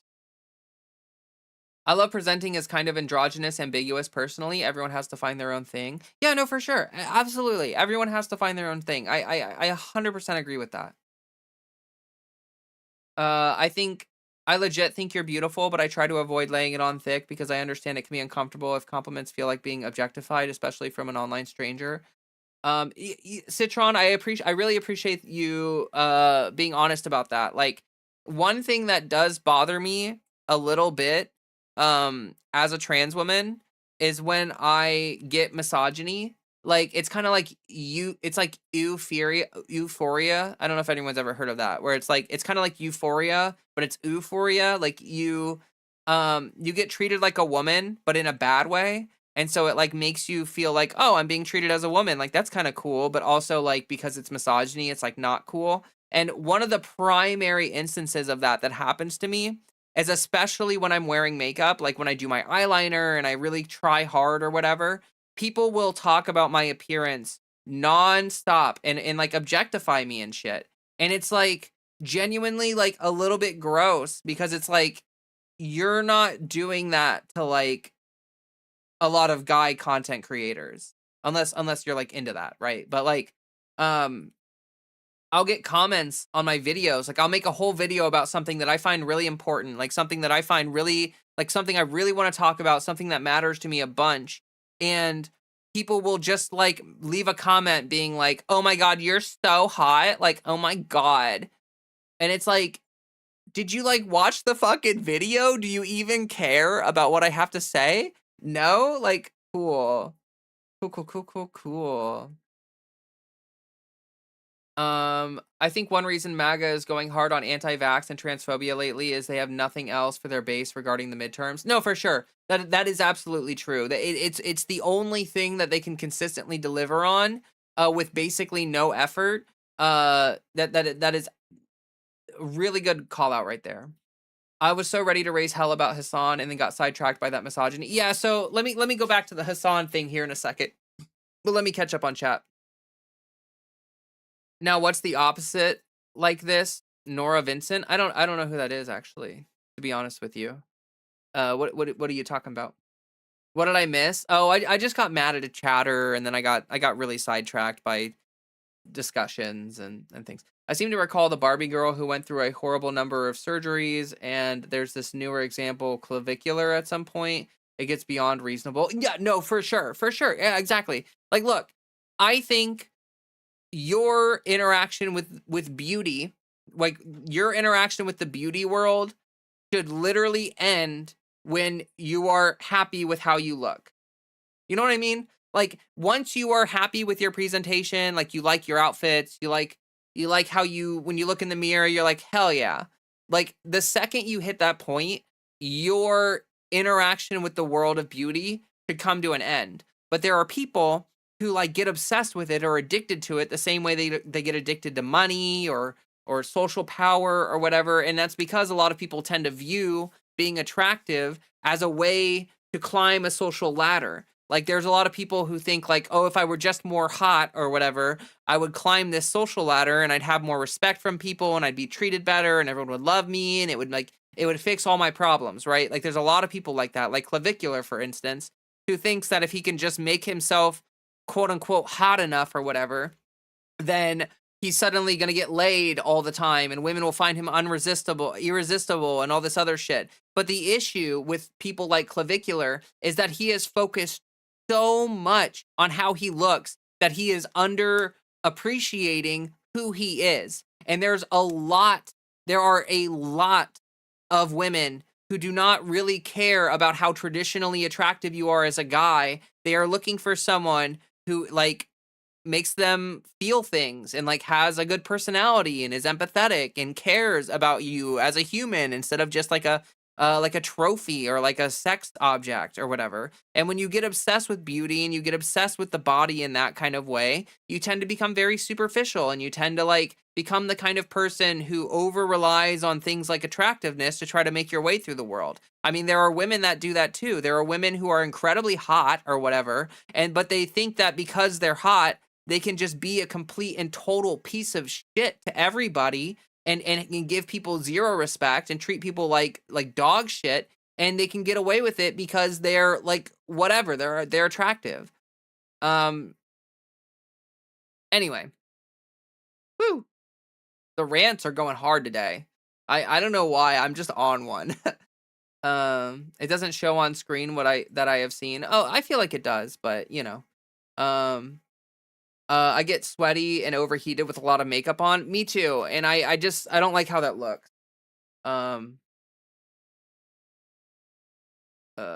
Girl, you're reminding me about that. I want electricity, but it doesn't cause. Oh, you mean electrolysis, but it doesn't cause that much dysphoria. Well, you know, do what you feel like you need to do. Have you seen Stephen Miller's nonstop whining about how their propaganda isn't working as well anymore? He called people brainwashed. That's really funny. No, I actually haven't seen that. If you want, you can shoot me a link like on Discord if you're on it, or you can hop over to Twitch chat and put the link in there. Either one works.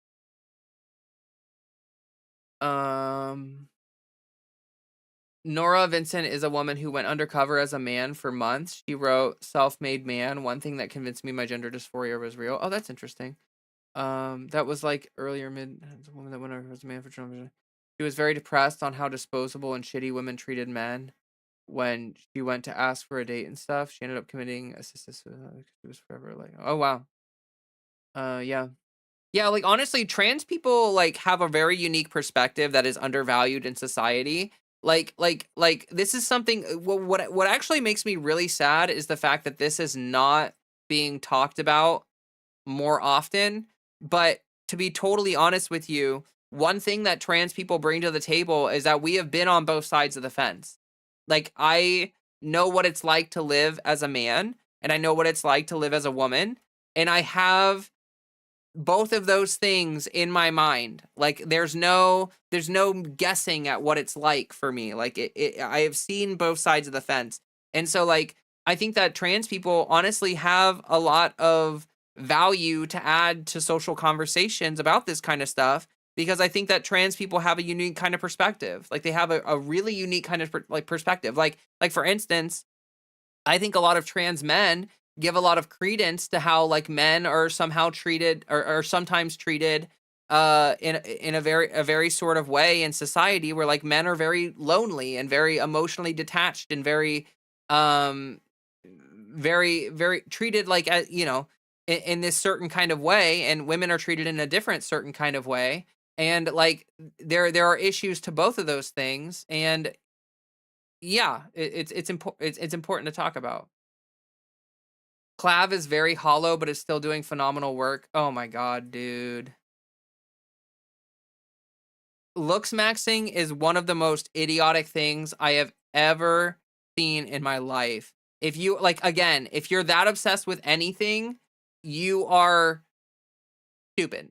you like being that obsessed with money, being that obsessed with vanity, being that obsessed with anything like that, drugs, sex, like all of that stuff becomes like a kind of a vice. Like you have to think about it like this, right? There are all these different paths that you can take in life. There's all these different like ideologies or obsessions or things that you can follow, and it's like climbing a ladder, right?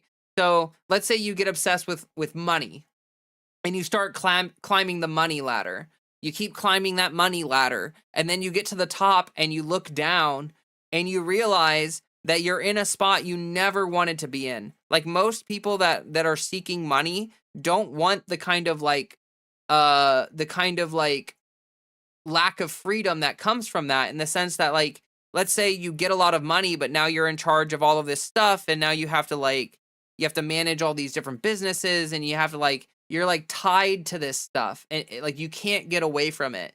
And like it can create a life that people are not expecting, and it kind of like, maybe you go into it thinking like, oh, money's going to give me all this freedom, but it actually doesn't. It ties you to the pursuit of more money.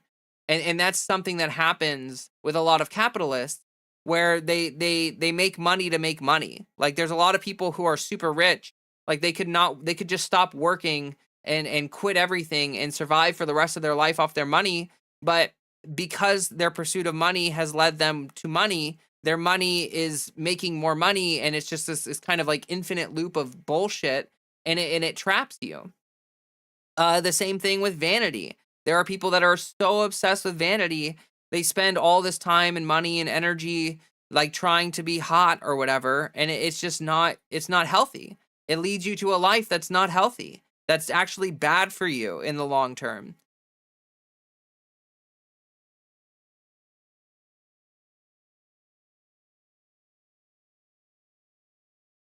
I looked her up, and she had depression her entire life, but there's no information about why she got assisted suicide.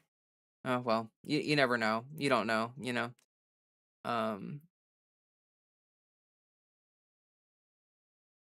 all right, anyway, let me read a little bit. Let me read a little bit of chat here. The thirsting is something I have never come to terms with. I just walk away IRL. When I was younger, I was so self-deprecating. I thought that they were joking, but now I know that their creepiness is genuine. Um, I'm just as annoyed.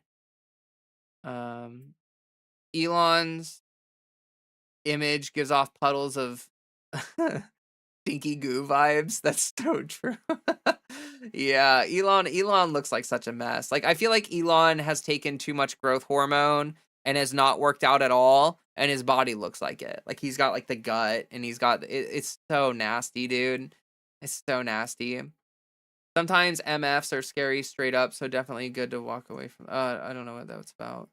Miller has been whining about various shows and events about in various shows and events about this sort of thing. Well, you know, it's a true issue. Like to be totally honest with you, um, like Americans are less able to be brainwashed than they used to be. Like I feel like propaganda in general is less effective than it used to be, because people don't trust media, which is a huge arm of propaganda.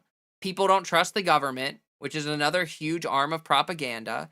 And people trust experts less than they almost ever have, which, you know, real experts are not propaganda, but there are a lot of people claiming to be experts that are just propagandists. And so like in all of these various ways, the distrust that people have towards power in America is giving people the ability to cut through the bullshit of propaganda. Like to be totally honest with you, all you have to do is look back 20, 30, 40 years, and people trusted power. People trusted the wealthy. People trusted these politicians. People trusted people that were actively trying to screw them over, because the propaganda was so powerful, and because their material reality didn't dissuade them from that. Like when people were able to afford houses, and were able to afford life, and were able to afford everything, and there was, you know, like the ability to save money, the ability to afford healthcare, the ability to afford a house, when all that stuff was possible, people really didn't have much of a reason to look in distrust towards systems of power. But when you're sacrificing groceries to pay your healthcare bills, and when you're unable to afford a house, even though you're working three jobs, and all of this stuff, it really cuts through, like the material reality that people are living in cuts through all of this propaganda, and it creates a distrust in people that allows them to essentially see through the bullshit. Apparently, the depression got worse after dressing like a guy, which, to be frank, a cis person acting trans would trigger gender dysphoria. Oh no, for sure, for sure. And I mean, we have examples of that in history of people who have been forcibly transitioned because of like a failed not castration, circumcision and stuff like that. So like there are people that have been transitioned by the Catholic Church as infants because of like a botched circumcision that destroyed their male anatomy, and those people grew up as women but are clearly like are definitely cis men that didn't ever have a choice in it. And those people like the very popular example of that was someone who took their own life because he was destroyed by the way that he was treated by society. So like it really goes to show that like cis people can have gender dysphoria too, and it really goes to show also how painful and powerful gender dysphoria is as a negative influence on people's lives. Like people that suffer gender dysphoria, cis or trans, suffer greatly for it, and oftentimes it's an overwhelming problem, and so it's something that we should be taking seriously. Like a lot of people tend to think that it doesn't matter when they're not trans, they don't understand the pain of it, but like like if you're a cis man, imagine living as a woman. Imagine trying to live and dress as a woman every day. Like you would hate your life. You'd be extremely uncomfortable. Um Thank you so much. I don't know how to say, let's see here. How do I say this?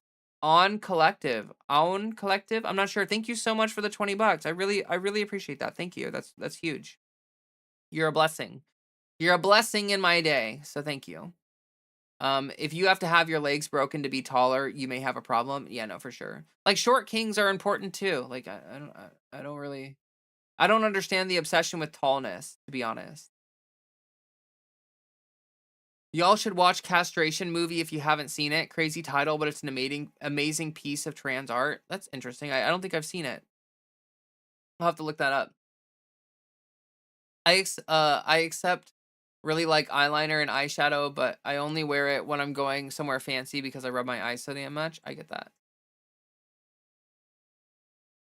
Clav looks like he'd melt if someone put him out in the sun. That's so funny. Uh,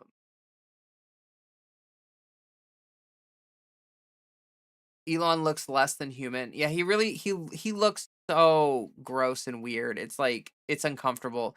Seeing pictures of Elon Musk makes me uncomfortable.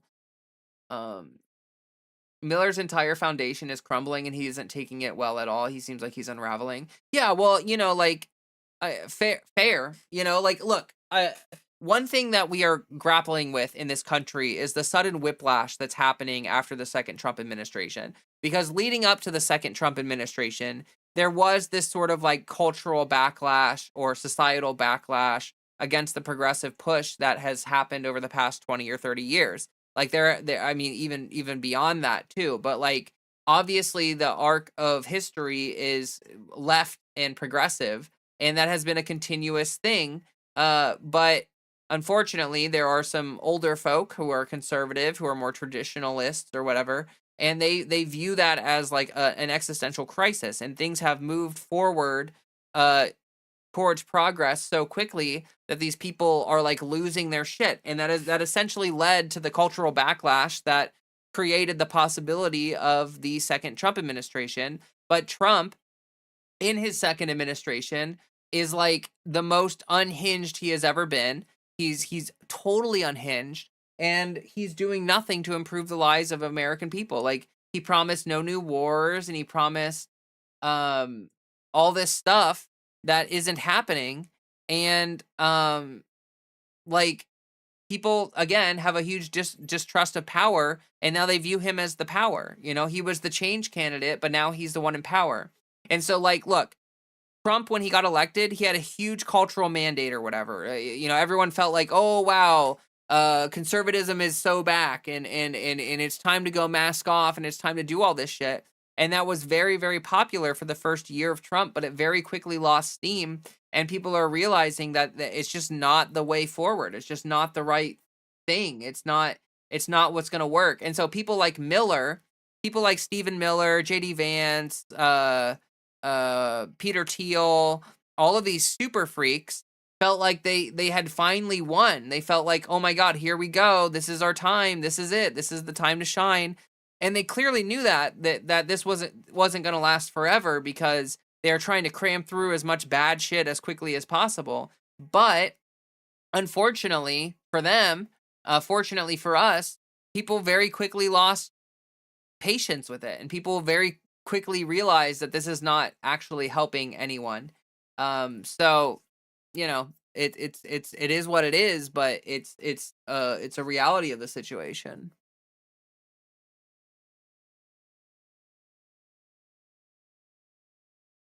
But anyway, so like, look, these people have power right now. They're not going to have it forever, and they're honestly like one thing I think about pretty often is that trans rights being tied to the far right and to like, or like the anti-trans movement being tied to MAGA and the far right is actually kind of good for us because when the inevitable, I mean, it's already happening right now, but like as people get more and more wary of the far right and as people like turn against it more and more, they're going to also turn against the anti-trans movement. Like tying anti-trans stuff to MAGA at the end of the day is actually kind of a good thing once that stuff crumbles, you know? I have I have a strong feeling here in 10 years people are going to look back at this anti-trans wave as a very regressive push created by the MAGA movement. It's gonna be a huge, it's gonna be integral to it. And so if you start doing anti-trans stuff in 10 years,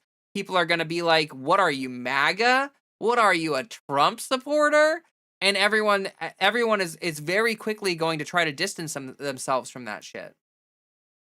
Very quickly.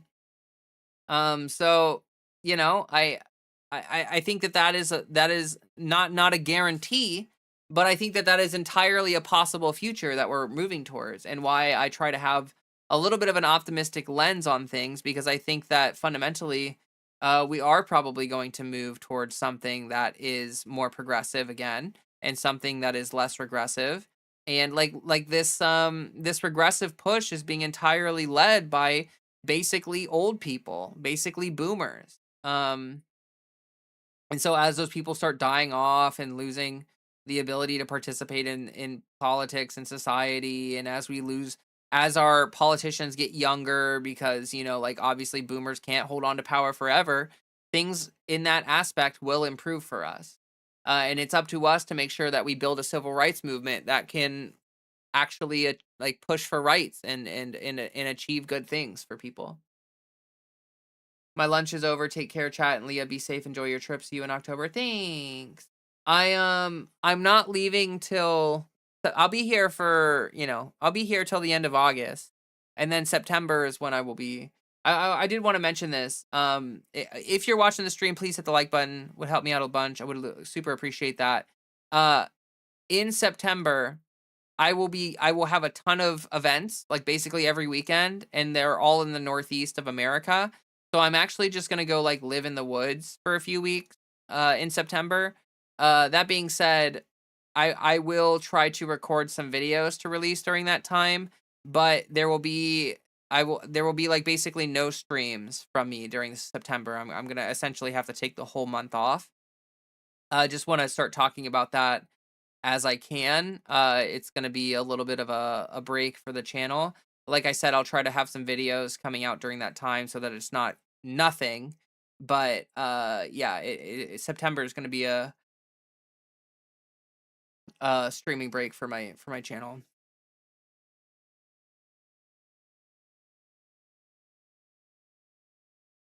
Elon looks like something trying to imitate a person, frankly. Yeah, no, for sure. Reptilian ass looking guy.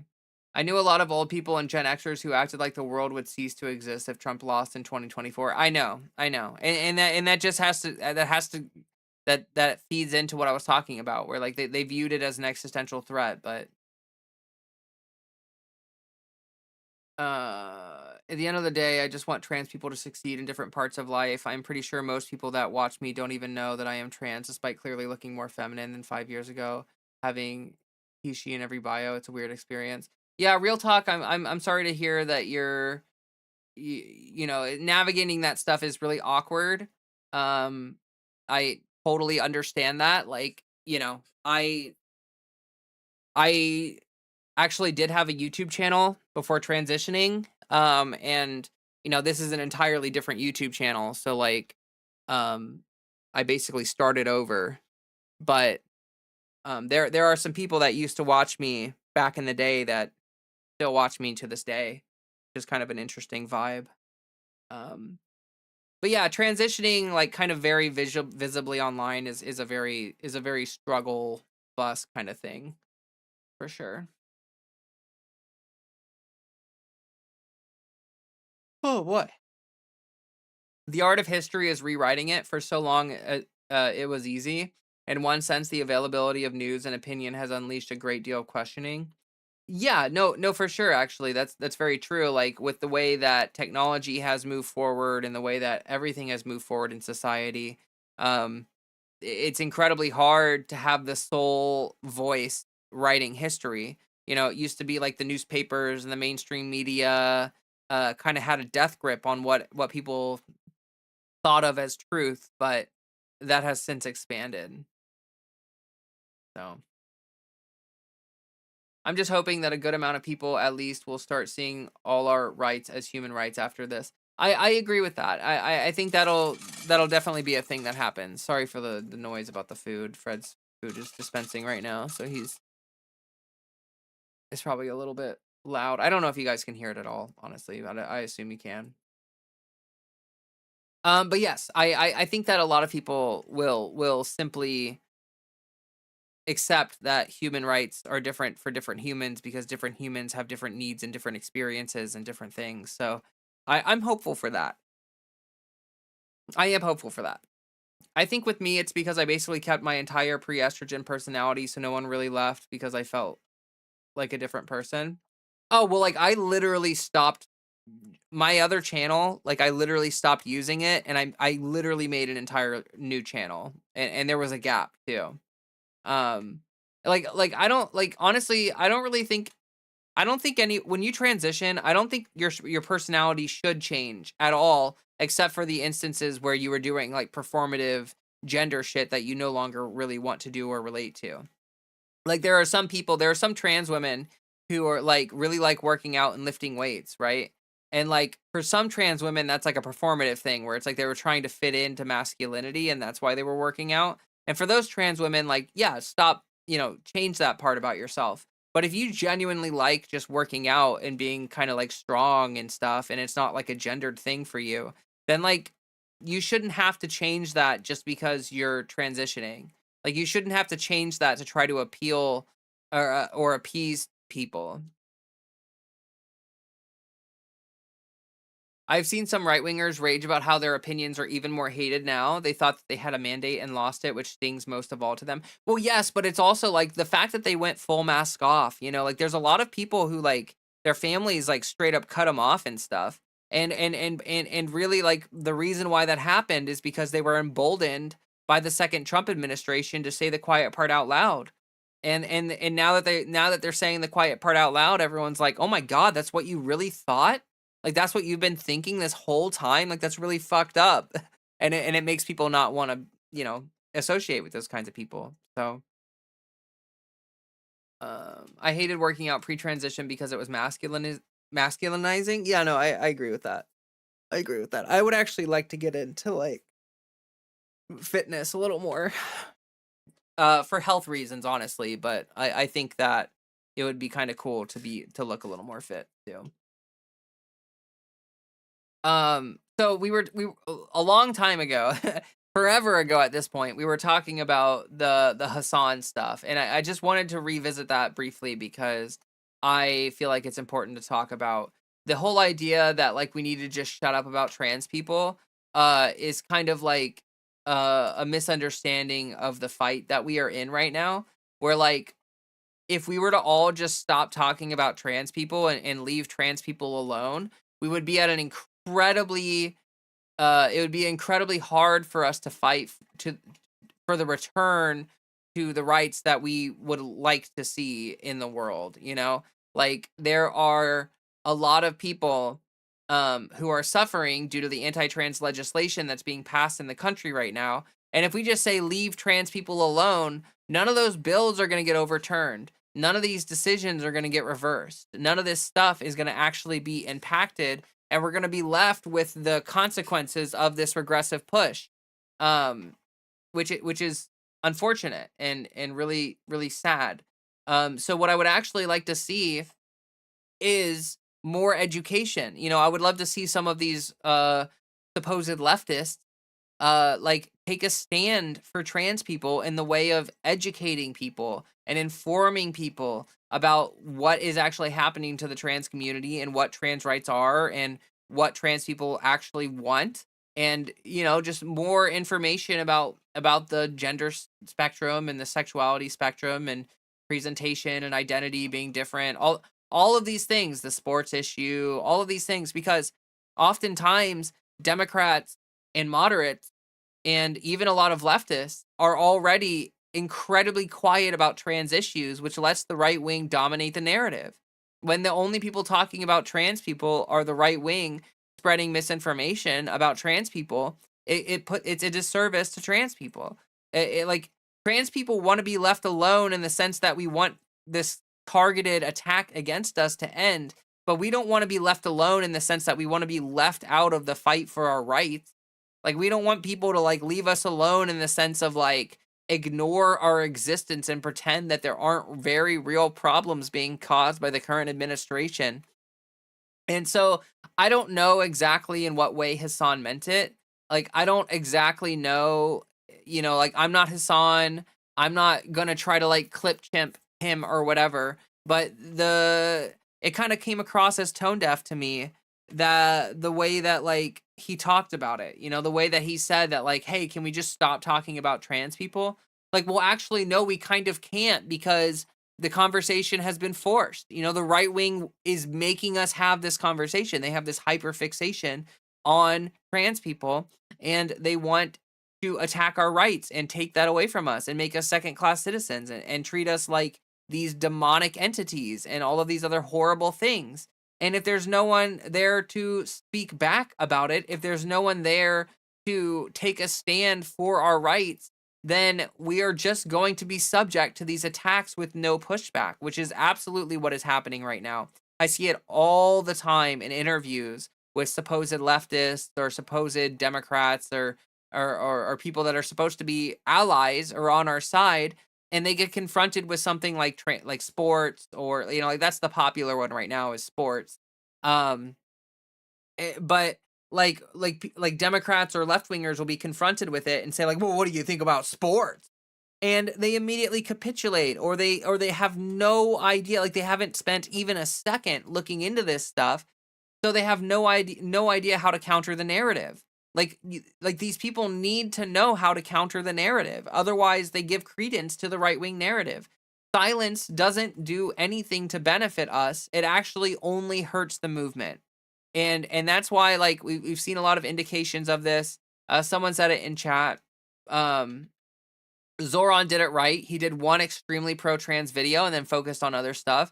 Like, it doesn't need to be the focus all the time to be clearly in favor of it. Politicians don't need to talk about it all the time. Trans people want to run and are running for office. Yeah, no, for sure. Like, I would agree entirely with that. It's like, you don't need to, like, I made a video talking about Amy Acton, right? Amy Acton recently, she's the Democratic candidate for the governor race in Ohio here. And she made some incredibly ignorant statements about trans sports, essentially calling trans girls boys, misgendering them, saying all of this really untrue, unfair, kind of horrible transphobic shit. And like, we're not even allowed to push back on her at all, because you know, people like, if I like, when I made a video talking about it, like, clearly I'm just making a video talking about her position. I'm just saying, like, I'm not saying anything about like whether, you know, whether she's better than Vivek Ramaswamy or any of this stuff. But when I talk about it, people leave comments saying things like, "Oh, like if she talked about this on the campaign trail, she would lose." And, "Oh, what do you expect her to do, to be like running on trans rights front and center?" It's like, no, and I never said that in the video. Like, I literally said that her position sucks and, she deserves to have political backlash to that and pressure deserves to be put on her for that.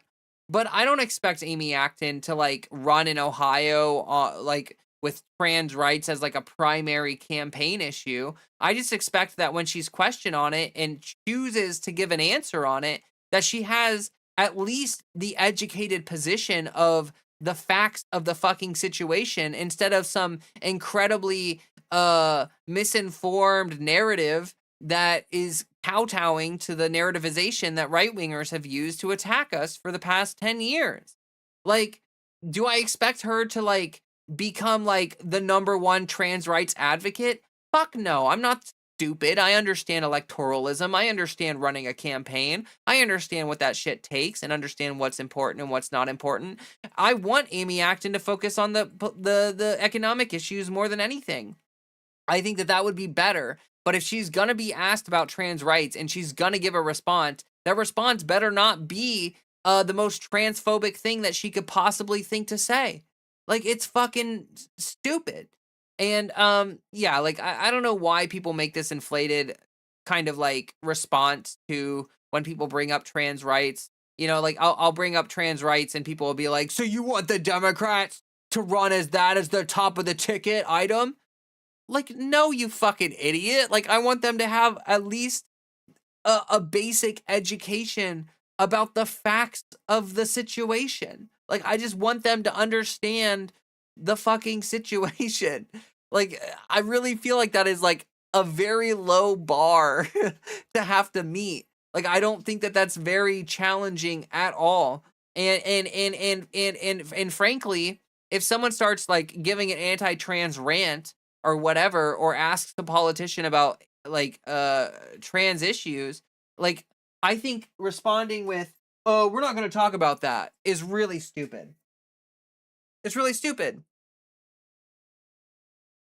Like it's a part of American politics. It's a thing. We have to recognize that it's a thing. Aloha left. Hope you have a good one. I know one dolt who thinks because Charlie Kirk died that he's not going to be Mr. Nice Guy anymore. What the heck?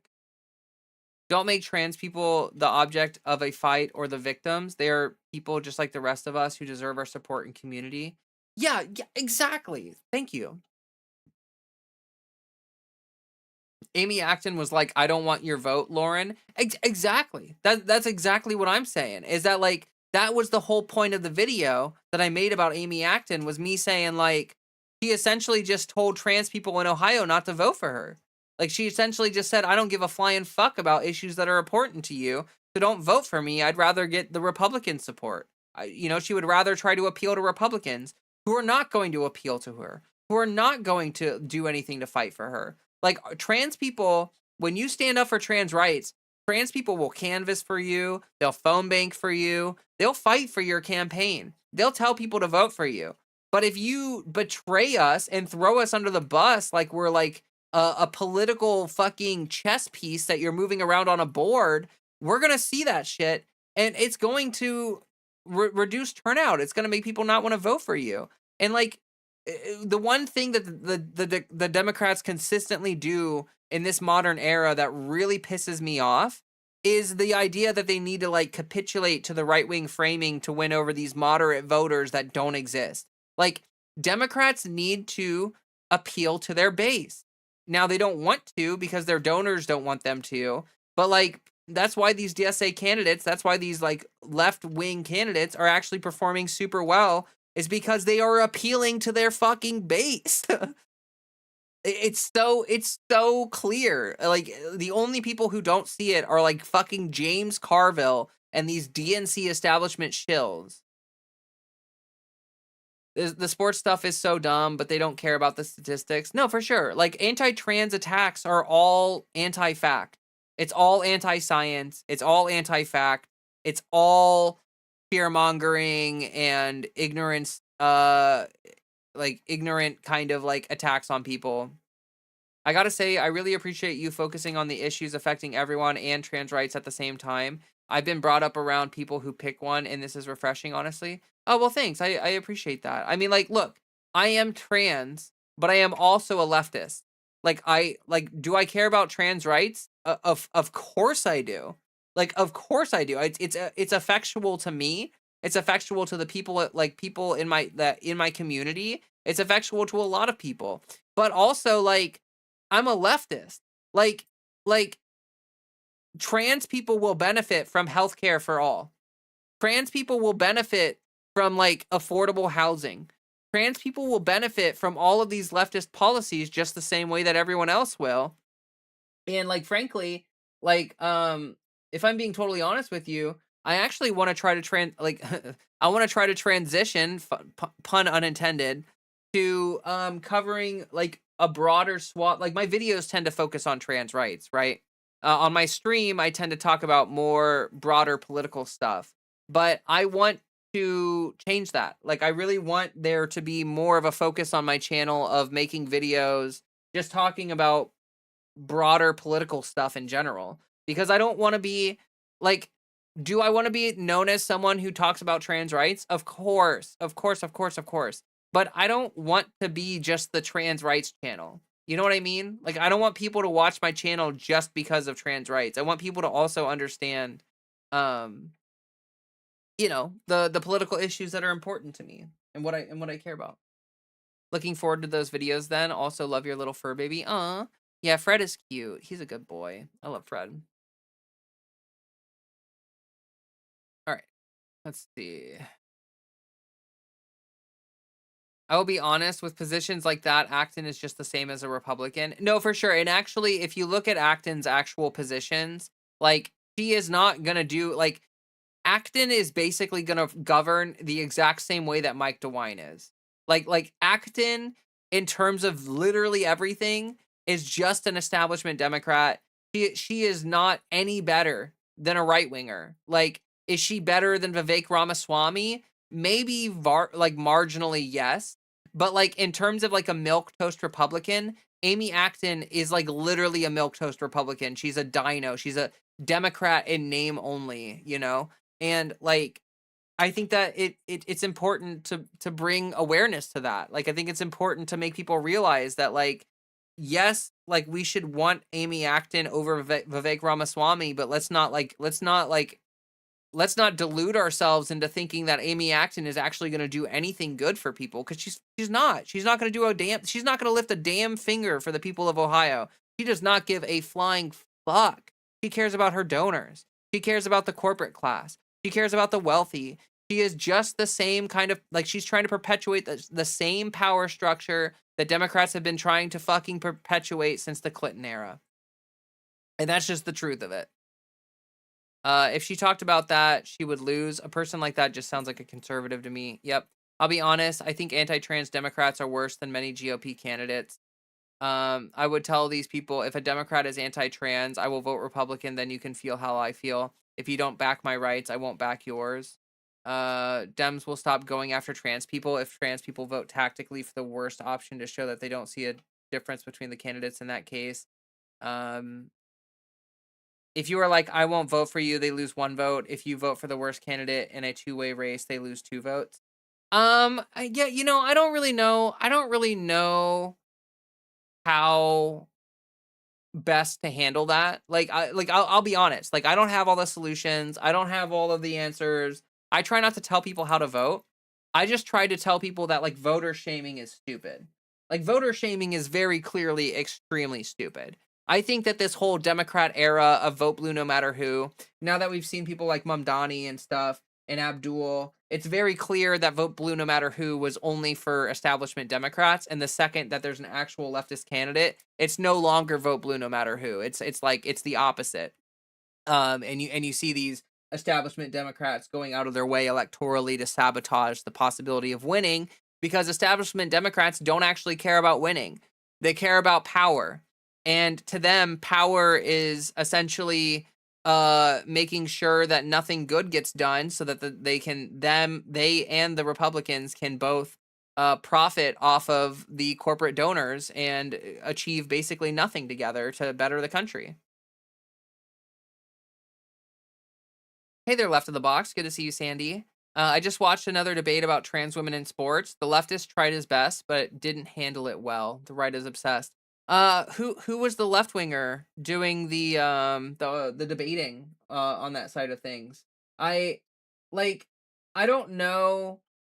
I don't know. Like I have mixed feelings about debate when it comes to like anti-trans stuff. Like if you're debating with someone on that, like you have to be super locked in and super knowledgeable about these positions, because if you don't know enough about trans rights and you try to do some kind of trans rights debate, you are going to just completely misunderstand the whole thing. You're not going to do a good job, and it's just going to create um it's just gonna make the right wing framing like more powerful or whatever.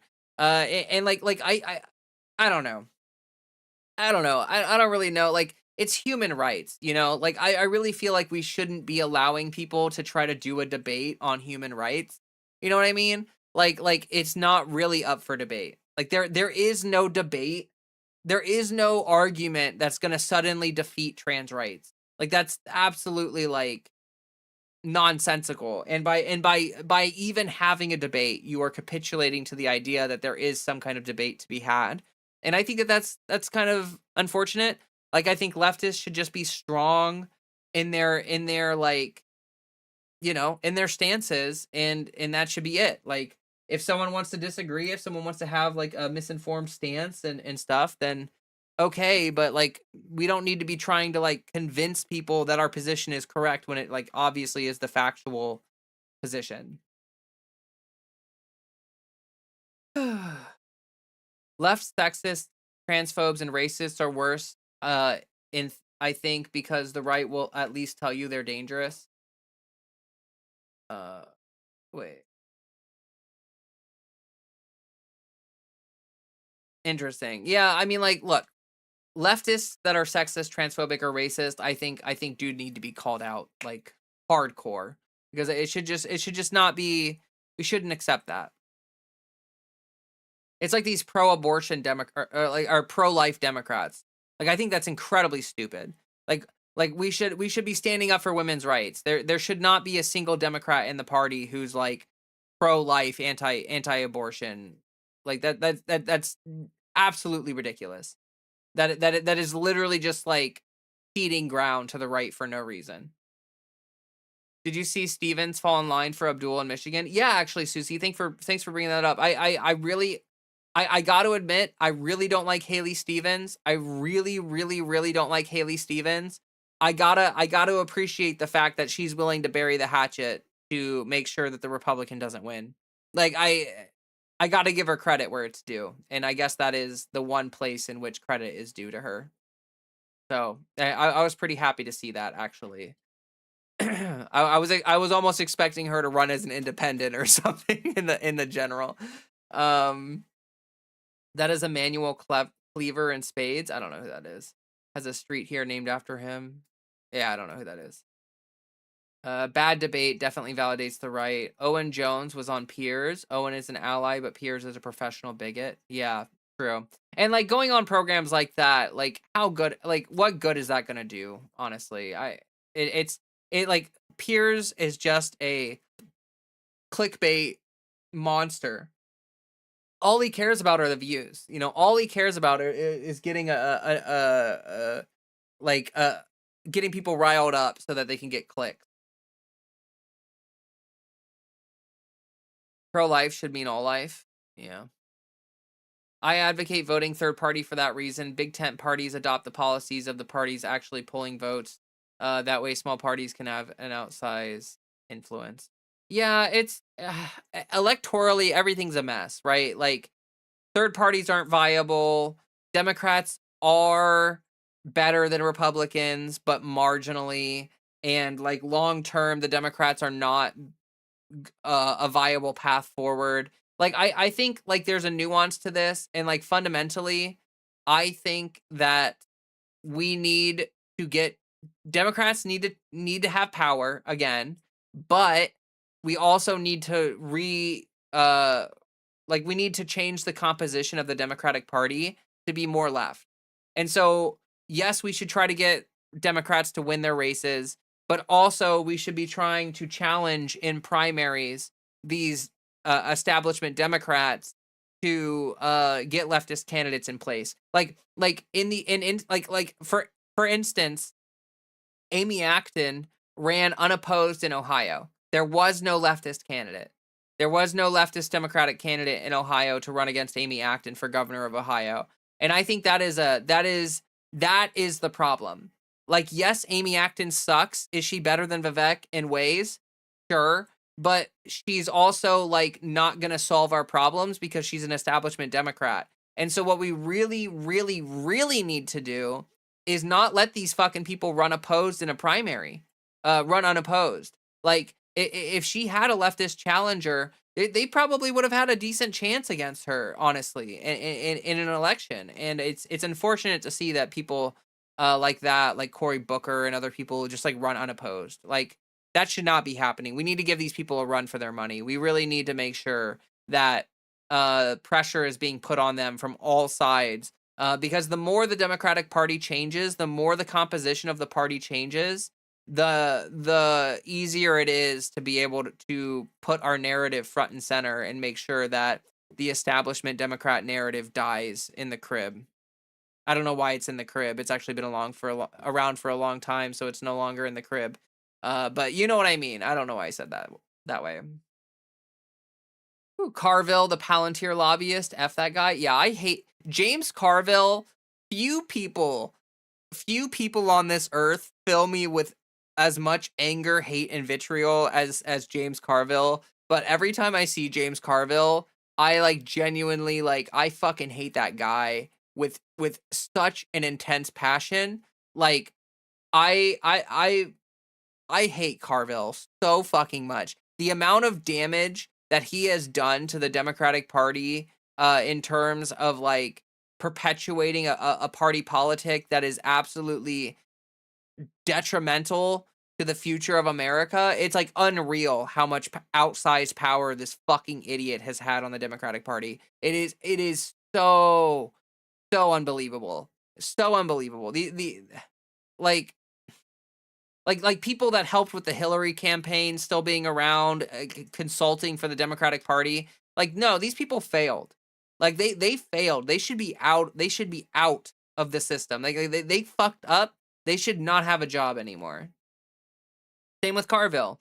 He has made so many incorrect calls. His advice has gone wrong so many times. Like, I don't think anyone should trust this fucking guy. It's so sad that he has establishment credentials or whatever. Basically, I'm agreeing with the other person that you need a credible way of withholding your vote from the Democrats. Well, look, like, I'm a huge proponent of like you should vote, like you should make your own individual decisions on how to vote. If Amy Acton did not earn your vote, don't vote for her. Like if she did not earn your vote, she did not earn your vote. And I know everyone wants to take the conversation like, "Oh, but do you want Vivek Ramaswamy to win? Oh, what about this? What about that? What about," like, vote blue no matter who is a way for Democrats to posture barely to the left of Republicans. Like, honestly, Democrats love how low the bar is. They love the ability to be just like slightly worse or slightly less bad than the Republicans and then shame you into voting for them. Like, oh, do you want this flaming bag of dog shit to be in office? Or do you want me, the non-flaming bag of dog shit, to be in office? Like, clearly we want not a bag of dog shit, flaming or otherwise, to be in office. We want to vote for something that's not a bag of dog shit, whether it's flaming or not. But Democrats love to hold that over your head, that like, because the other guys are straight up psychopaths, like, if you don't vote for the like slightly less psychotic psychopaths, then you are like, you're a bad person or something. And I think that's dog shit. Like, vote. Politicians need to earn your vote. I don't think that's controversial, and frankly, I don't think that there needs to be any nuance to that. I think that like in the short term, there is harm reduction, like the vote blue no matter who stuff. Sure, in the short term, there's harm reduction, but in the long term, it actually perpetuates the establishment and perpetuates the problems that we are dealing with. Like, if you vote blue no matter who forever, then we're gonna end up with like Gavin Newsom in 2028. And then in 2032, they're going to run like Stephen Miller for fucking president, because there's this bounce, like there's this constant pendulum swing where like a Democrat gets in office, they do fuck all for the American population, so people become disaffected from Democrats, and then they vote for a Republican because they, cultural memory is short and they forget how fucking psychotic the Republicans are. But then they remember how psychotic the Republicans are, so they're like, oh shit, we gotta vote for a Democrat. We gotta get these people out of here. So they vote for a Democrat, and the Democrat's not as bad as the Republican, but they do absolutely nothing to fix the issues that the Republicans created, and do absolutely nothing to make life better for Democrats. And so then people forget how bad the Republicans are, and so then they vote for the Republicans, and then the Republicans like destroy the country even more, and there's this constant back and forth decline that has been happening for years and years and years and years, and we are stuck in that perpetual death loop. Like, the only way out of that death loop is recognizing that vote blue no matter who doesn't work. Like, no, it's vote blue if they fucking represent policies that will actually make a difference and make the planet better. Like, genuinely, like I think it might in certain circumstances be better for Democrats to lose if it shows the Democratic Party that establishment Democratic politics are dead in the fucking water. If neoliberal Democrats, if establishment Democrats can literally no longer win elections, then suddenly the landscape of the long term changes, and suddenly the long term landscape turns into something where we're going to end up with more leftist candidates. In the short term, might we have more Republican candidates? Sure. But in the long term, you're going to end up with more leftist candidates. You're going to end up with more leftists in positions of power. And you're going to change the composition of the Democratic Party to be something that actually fights for the working class, which is the only way we can end this like continuous neoliberal death spiral that we're stuck in.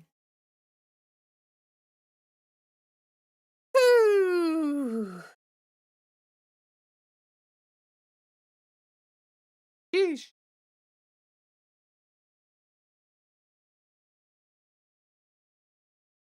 Real talk, I appreciate you chatting so much. I'm sorry I can't really get to all your stuff here. If you are like, I won't vote for you, they lose one vote. If you vote for, oh, I already read that. I don't watch trans debates. I think they're a waste of time. Like, I have given people resources and made arguments, and most of I have gotten from someone saying, well, there are both sides. I then told them that I wouldn't continue to talk with them unless we don't talk politics. I do political videos privately. I've never convinced or seen someone get convinced to either side or any side. No, I get you for sure. And that's why I think we need to appeal to our base. Like, look, people do change political opinions. People do change political sides. People, that does happen, right? That is absolutely a thing. But it's not because you convince them. Like this whole like debating people out of positions or into positions is not a real thing. People have to have like it for someone to change their positions or change their policy, their politics. They have to be like self-motivated to do that. That is an entirely personal journey, and there's literally nothing you can do to make that happen. Like, you can lead a horse to water, but they ain't gonna fucking drink. Like, it's just absolutely not gonna happen. Anyone got any hopium? I mean, like, what kind of hopium are you looking for, I guess? Like, I guess the hopium right now would be that Abdul won the primary. Like, that's I think that's some pretty good hopium. Like, that's plus one good candidate, right?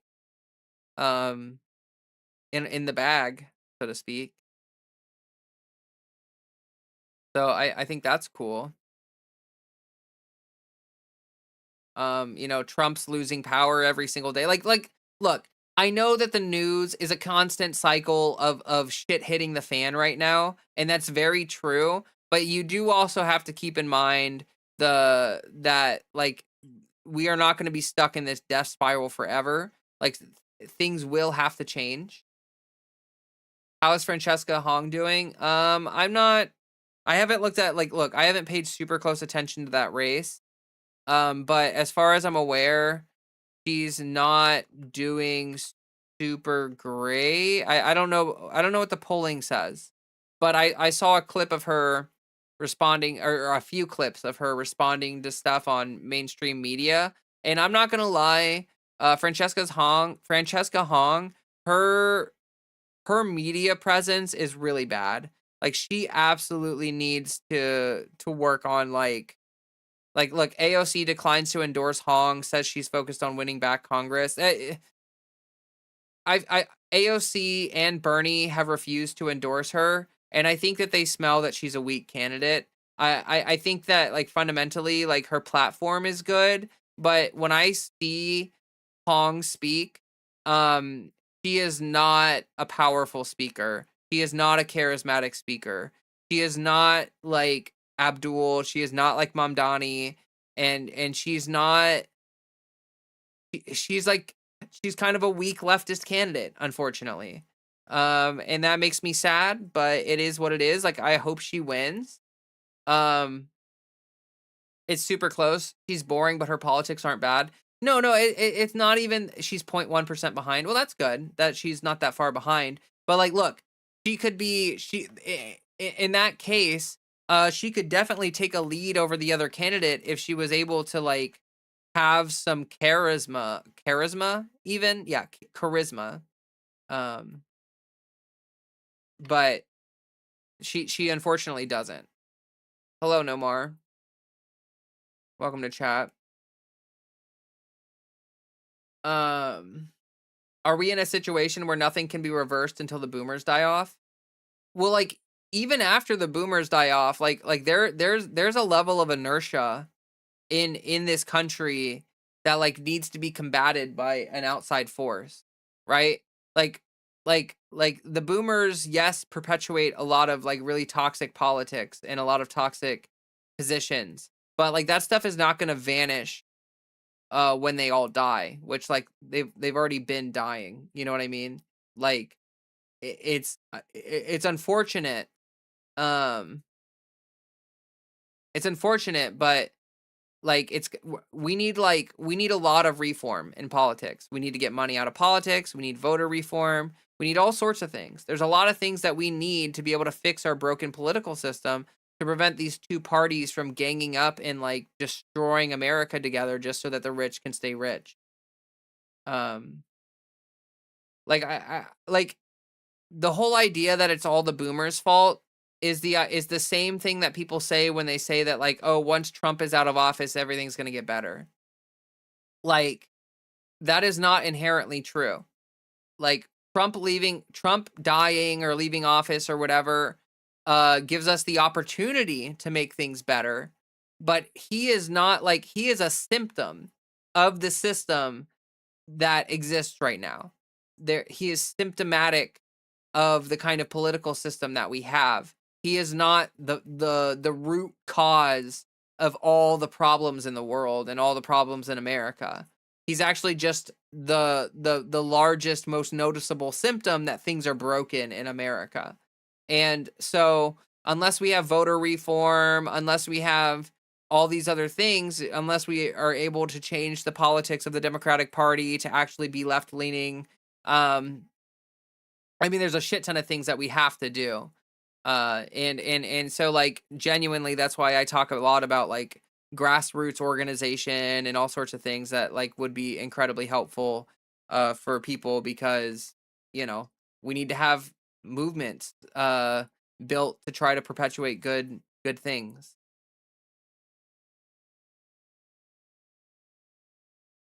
Um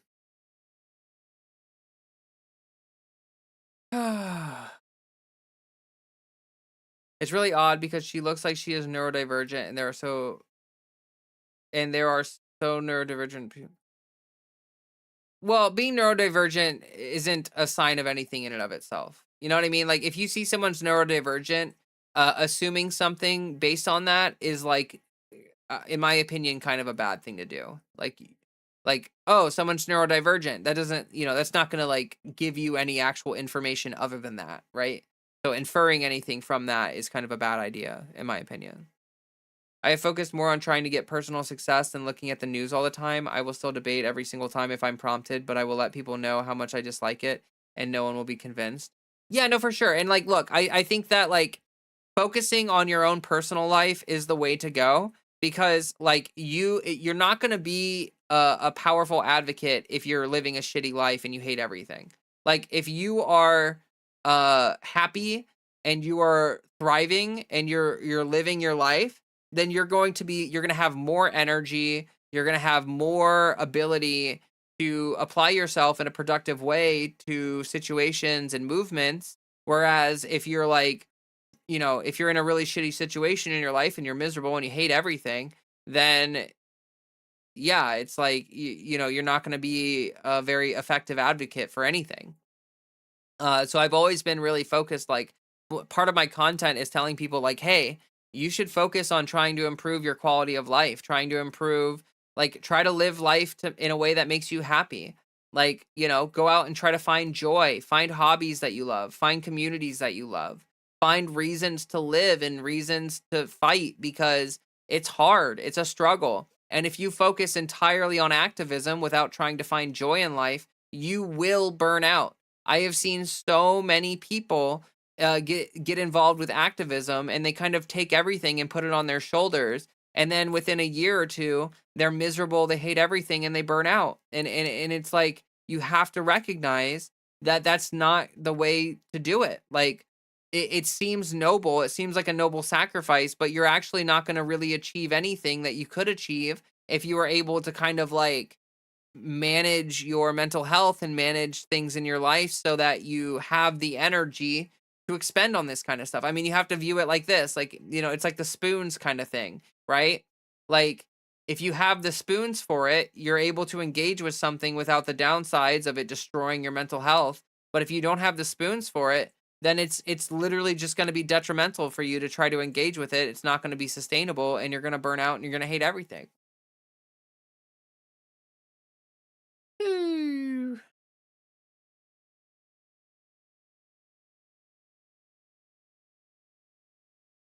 A emotion crossover, a realization, or a reality slap is the thing that changes opinions. Yeah. Yeah. But again, you can't control that. Like, one of the most important things to realize as a human being is that people's opinions, people's views, people's perspectives on life, all of that stuff is entirely dependent on them. Like, no one ever changes their opinions for anything other than something that is self-motivated. No one ever grows as an individual unless it's self-motivated. Like, you can't talk anyone into that. You can literally tell someone the exact problem in their life. You can be like, you have a problem in your life and it's this. And if you do that, you're actually probably going to make things worse for them, because they're going to get defensive. They're going to be like, no, that's not true. They're going to like fight it. And that's why, like for instance, if you feel like someone is trans, like if you feel like if someone is an egg, and you want them to find out, telling them that you think that they're trans is one of the least helpful things that you can do. It actually might be the least helpful thing that you can do, because trying to like convince someone that you know better is just not going to work. It's just not going to work. It'll never, ever, ever work. And actually, it might just make things even worse. Which is part of the reason why I tell people all the time, like, this online discourse where you're like trying to talk to people on both sides and you're trying to argue with people in comment sections and stuff. You need to stop that. Like, you need to make sure that you do not argue with people in comment sections, because you are literally doing nothing except enabling tribalism. Like, and tribalism is the opposite of what we need in our country. And so, like, genuinely, like, if you catch yourself on Facebook or on Reddit or on Instagram or on whatever platform, and you're like debating with people in a comment section, or focused on a comment section, you need to stop that. You need to stop it. Like, it's only hurting you. It's not helping anybody.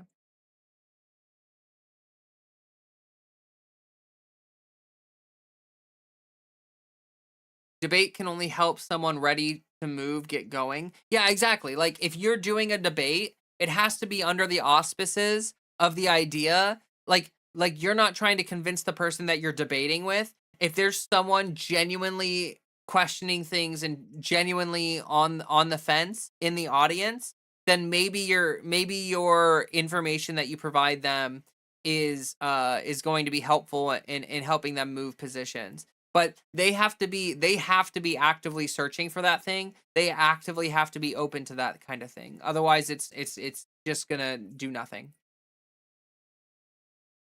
I still do politics YouTube, but after doing a video on a poll, I would rather learn about someone's trans story or make jokes with people about how someone I flirted with me 3 weeks ago and a party and did nothing. I think I am more likely to convince anti-trans people by doing content unrelated to that people being from different backgrounds, like they respect me and less likely to believe in straw mans.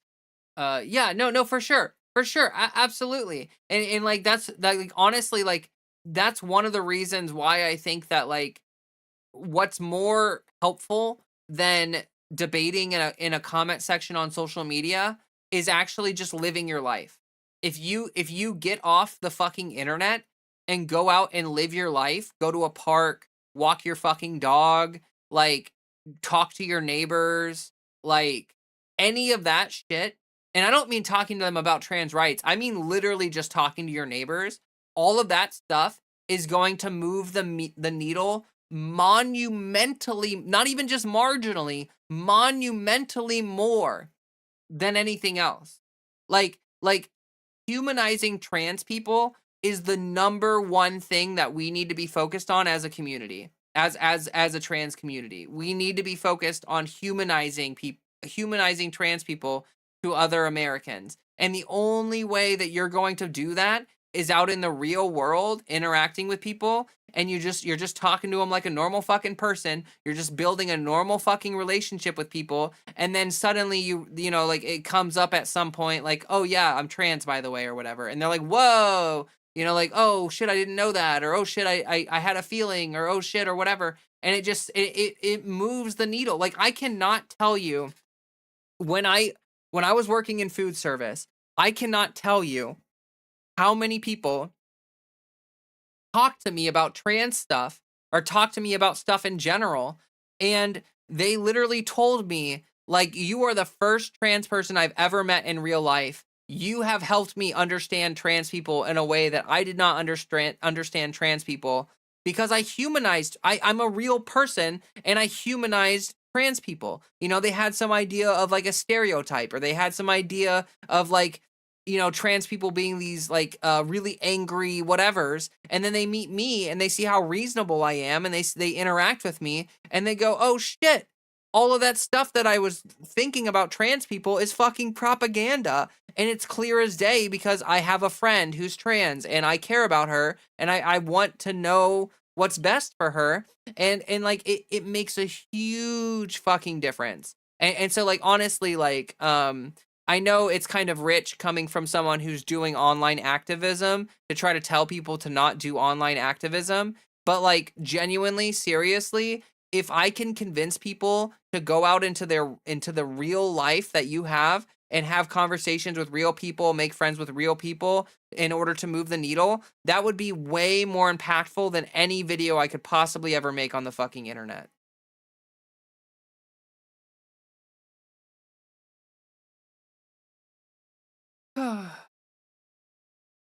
One of the few things is social shifts pulling them along, but then they'll still just most likely move along with the tide, so it's not really an understanding. Yeah, people tend to like a lot of people when they're not really engaged with politics or engaged with any of that stuff, they tend to just move along with the cultural tides of the time.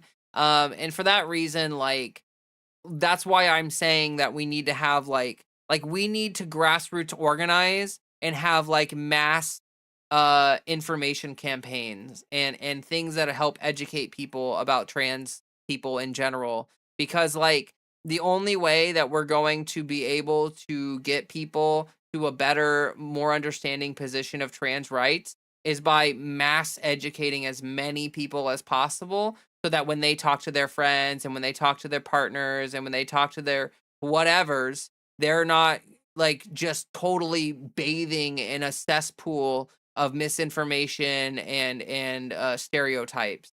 Like genuinely, seriously, the misinformation is incredibly powerful and people do not recognize it as misinformation. People when they believe most people when they believe anti-trans propaganda, they think that they are just like learning about trans people. And it's sad and it's unfortunate, but people do not have enough information about trans people to even recognize that it's misinformation. And that's where the humanizing comes in. That's where we need that kind of humanizing stuff. Woo! Dadzilla, thank you so much for the $5. I really appreciate that. Thank you, thank you, thank you, thank you. Did you hear about Washington State woman basketball being sued for banning trans women? It's going to the Supreme Court. I did not hear about that. That's interesting. Makes me nervous that it's going to the Supreme Court. One of the rules for rescuing people is not to become a victim yourself. Exactly. Reminds me of that one black guy who deconverted Klan members just by being good at guitar and being friendly. No one is obligated to be friendly to bigots, but it can help sometimes. Well, see, a lot of people, I talk about this all the time. Gotta run, catch the rest later, beer. Have a good one. Yeah, thanks for hanging out, Dadzilla. I always appreciate you. You're a very I treasure your interaction and your involvement with my channel very, very much. Have a good one. But like a lot of people, like I talk about this all the time. I talk about having conversations with Republicans, and I talk about like like being willing to like have these awkward moments with people and just like let them be a little bit ignorant, but try to provide a little bit of like humanizing, a little bit of information sprinkled here and there when you can. And a lot of people take that position of mine and they straw man it and they go, "Oh, so you want me to have a conversation with my uncle who wants to hate crime me, and you want me to die because you want me to like put myself in harm's way?" And it's like, no, that's literally not what I said. That's not what I mean. And I feel like if anyone genuinely, authentically, actually cares in good faith about what I'm talking about, that's not what they're going to take from it. Clearly, what I'm talking about is the fact that like people being in these information bubbles is harmful, and anything that you can do to try to defeat some of those stereotypes and humanize trans people to other people is humongous. It's huge. And you cannot approach it as like as we're going to debate trans rights. You cannot approach it as like, "Oh, I'm going to confront you on your beliefs or whatever." All you have to do is be a human around these people. And like, again, you can have your principled positions. You can have strong stances. You can have disagreements with these people and be very clear about your disagreements with these people. But doing so in such a way that you're not conceding ground, but you're letting them know, "I'm a human who's rational, who understands things, but I disagree with you." And that's important. Uh, um, and to be honest, trying to find friends and stuff, wait, trying to find friends and do stuff with cool people is like the only thing that can get me to think about something other than politics. No, for sure. I get that. Like I obviously I spend a lot of time thinking about politics as well, but when I go to flow arts festivals and I'm doing flow arts with my flow friends, I'm not thinking about politics. I'm thinking about flow. I'm enjoying time with my friends. I'm having a I'm it's nourishing. It gives you it brings me life. Like look, a lot of people feel really doomer about the world. Do you know what would help you feel less doomer about the world? It would be having like things like that you can pour yourself into and get like good stuff out of. Like the flow arts community brings me so much hope in life. And is it because every single person in the flow arts community is like a hyper leftist and they have the perfect positions and they're not misinformed at all and they know exactly everything about trans people and all this stuff? No. It's not about that at all. It's about the fact that like as a community, flow artists care about art and they care about people and they want to treat people with respect and kindness and sincerity, and it creates a culture of mutual appreciation, and it brings me joy and it makes me feel like, hey, maybe it's possible for people to exist in a way that's not super toxic. Maybe it's possible for people to exist in a way that can be beneficial to a subculture. So, I'll be honest, a bunch of apolitical people are more open to becoming strong allies than most political people that throw people under the bus if they are unpopular. It's the Supreme Court will be voting against everyone no matter the topic. And sometimes the small things make me happy, like someone I wasn't even into flirting with me 3 weeks ago still makes me happy after going out to something. Also, I talked to that person about other stuff. Gotcha.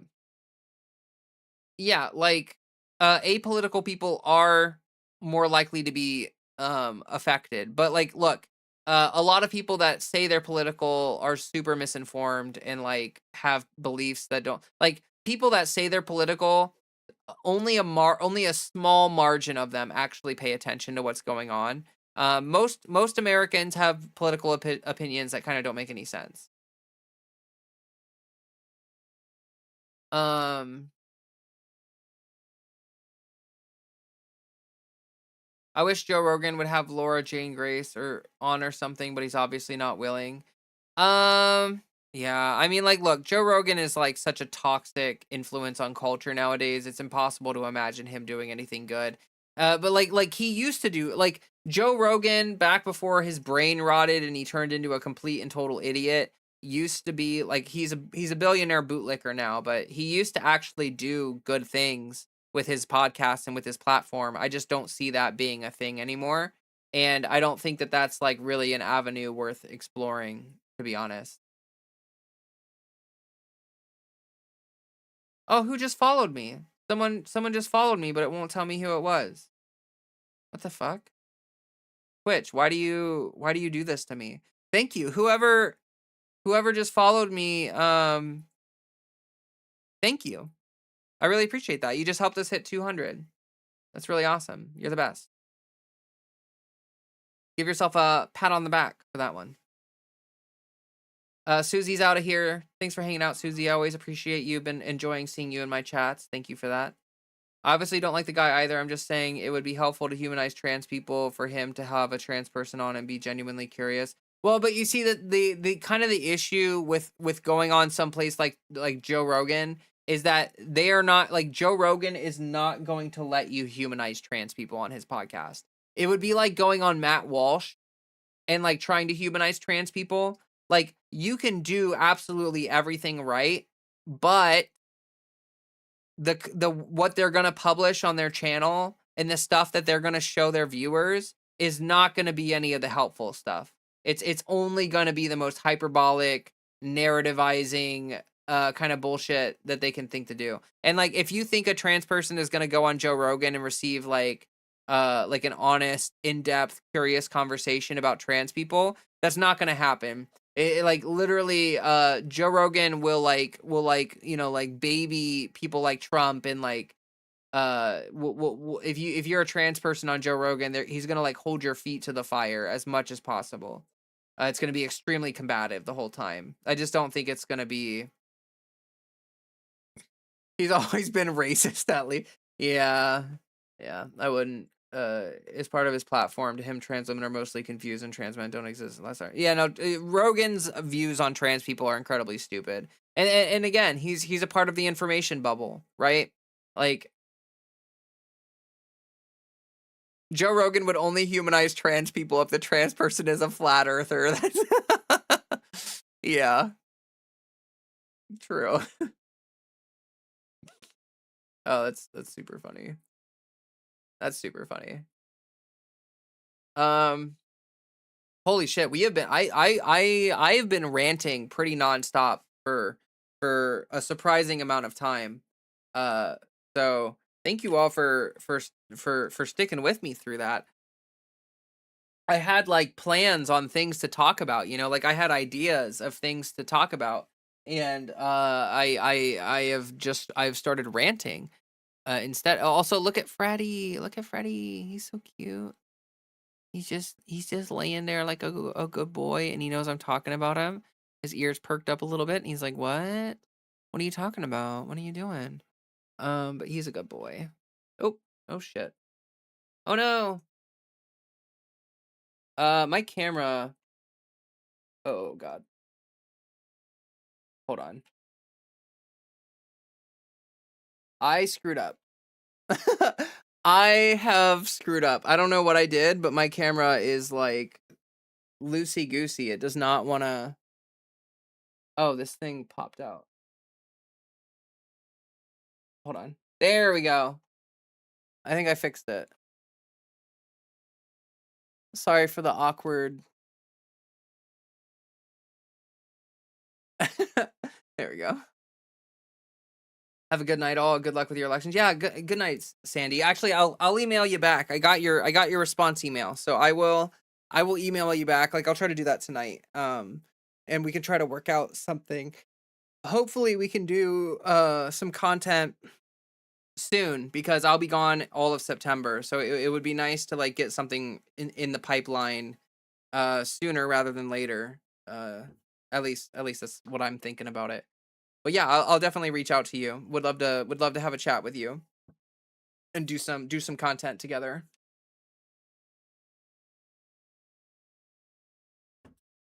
Kitty is sleepy. Yeah, Freddy is very sleepy. I will say it has been about 3 hours, and I need to go make dinner.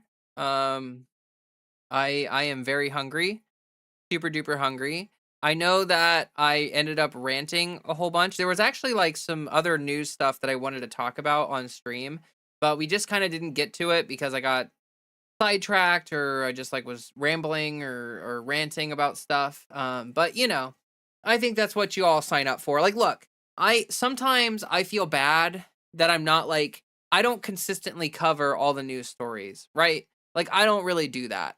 I just sort of like talk about my opinions and I rant and I talk about things that I think I want to focus on and stuff.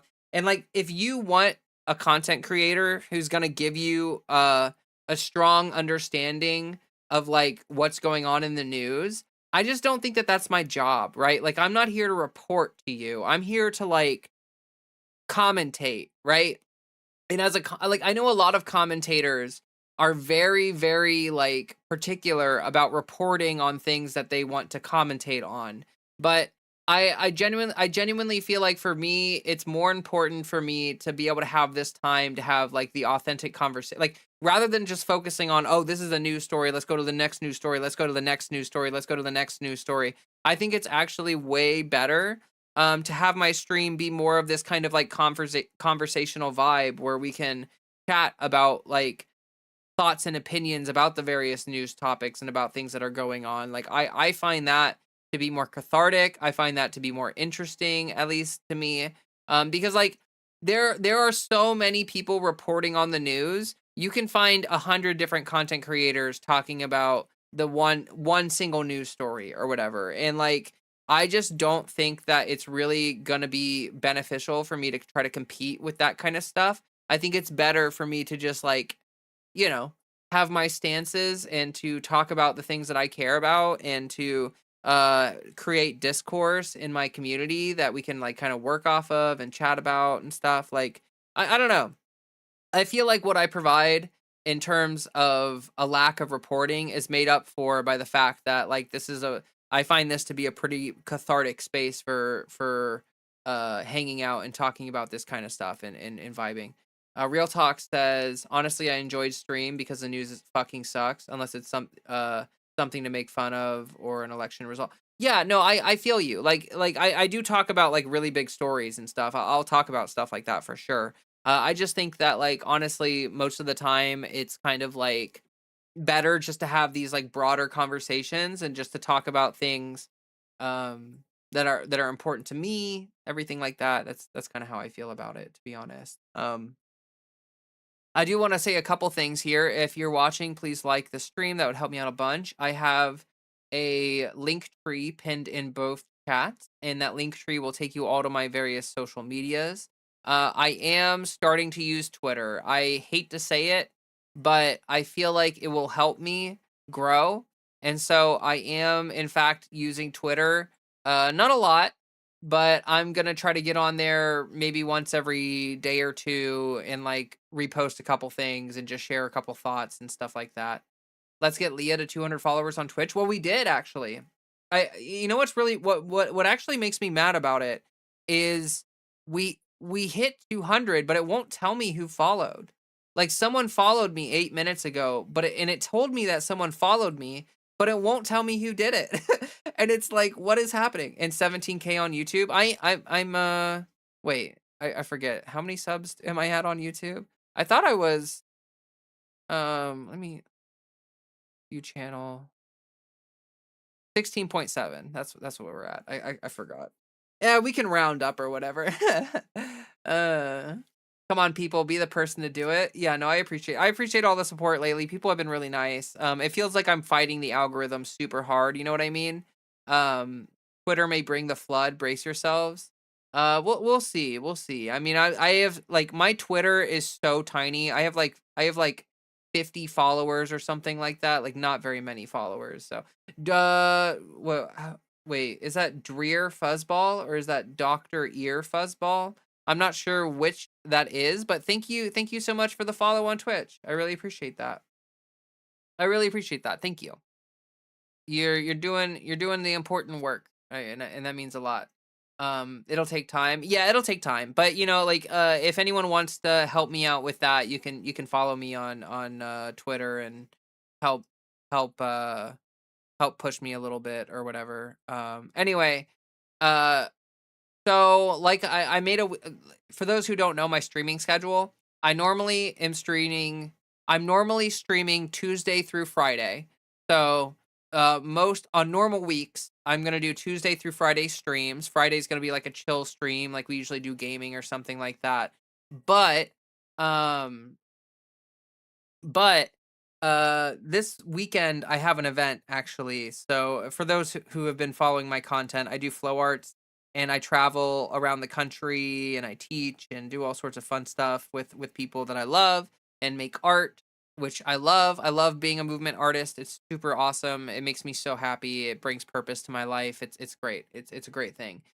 So the rest of this week is gonna be there's not gonna be any streams, but I will have a video coming out this weekend to try to like at least make up for the lack of streams. So if you wanna follow me on or subscribe to me on YouTube, you'll be able to get access to that. um yeah. But yeah, normally streaming Tuesday through Friday. On Mondays, I put up a post on my YouTube, like a community post that goes over my schedule. So if you're ever curious about my schedule, that's where you can find information about that. I like trying to keep everybody updated about what's going on with me so that it's a little more transparent. We have a Discord for people that want to be a part of that. No pressure or anything. Yeah, I had a great stream tonight. I felt like it was a good stream.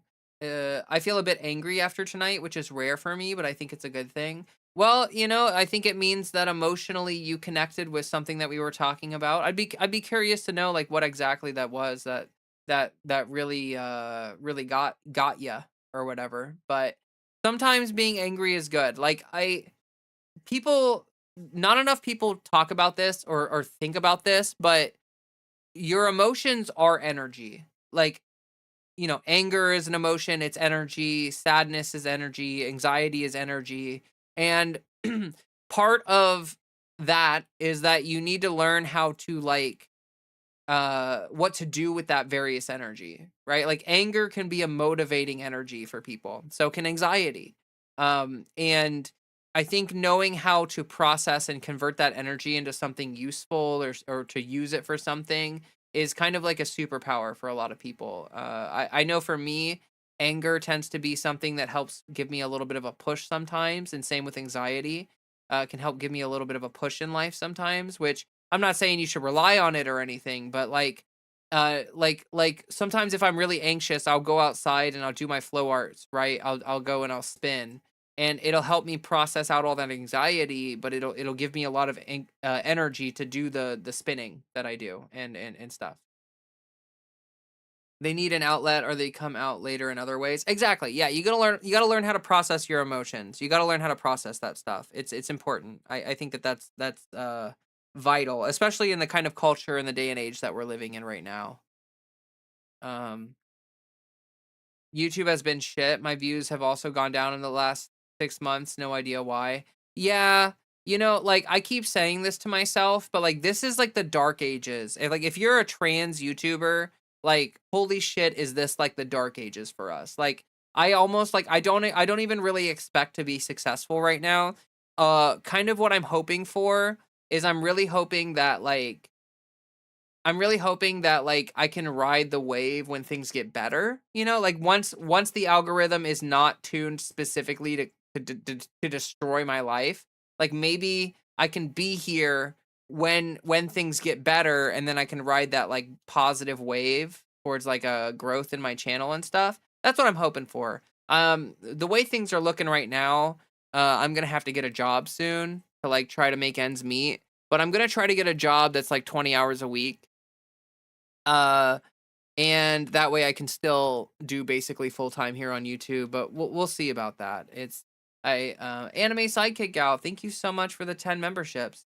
You keep trying. I know, but like I feel bad for you and Dadzilla and everybody. Like I don't want you to feel like you're just bankrolling my channel. Like I don't want you to have to feel like it's all up to you. You know what I mean? Like y'all provide like so much to me, and like I'm honestly like super grateful.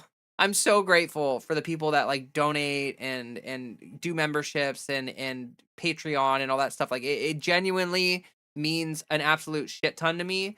But like it sort of just does feel like it's really hard to make it as a trans YouTuber right now. It's just so hard. And uh you know, like if there were more people who were able to wail on my channel, it would fall less on people who ah! Oh my gosh. Oh my gosh. Thank you so much for the $50. Um Zyora Maddie. Oh my gosh, thank you so much for the $50. Holy shit. No, I have excess and I want to share. Also, your streams are wonderful. Well, thank you guys so much. Like honestly, like I make very little money from ad revenue. Almost all of the money I make is from either donations or from Patreon. And so that really means a lot. Like everyone who donates and like do I want you all to know that like it really means a ton to me, that people are willing to like send a little bit of money my way to like help me be here and make the content that I'm making. Genuinely like extremely grateful. Extremely grateful. Thank you. Thank you so much. Oh my god, thank you. I'm glad everybody enjoys the streams. I also enjoy the streams. Like this is cathartic for me.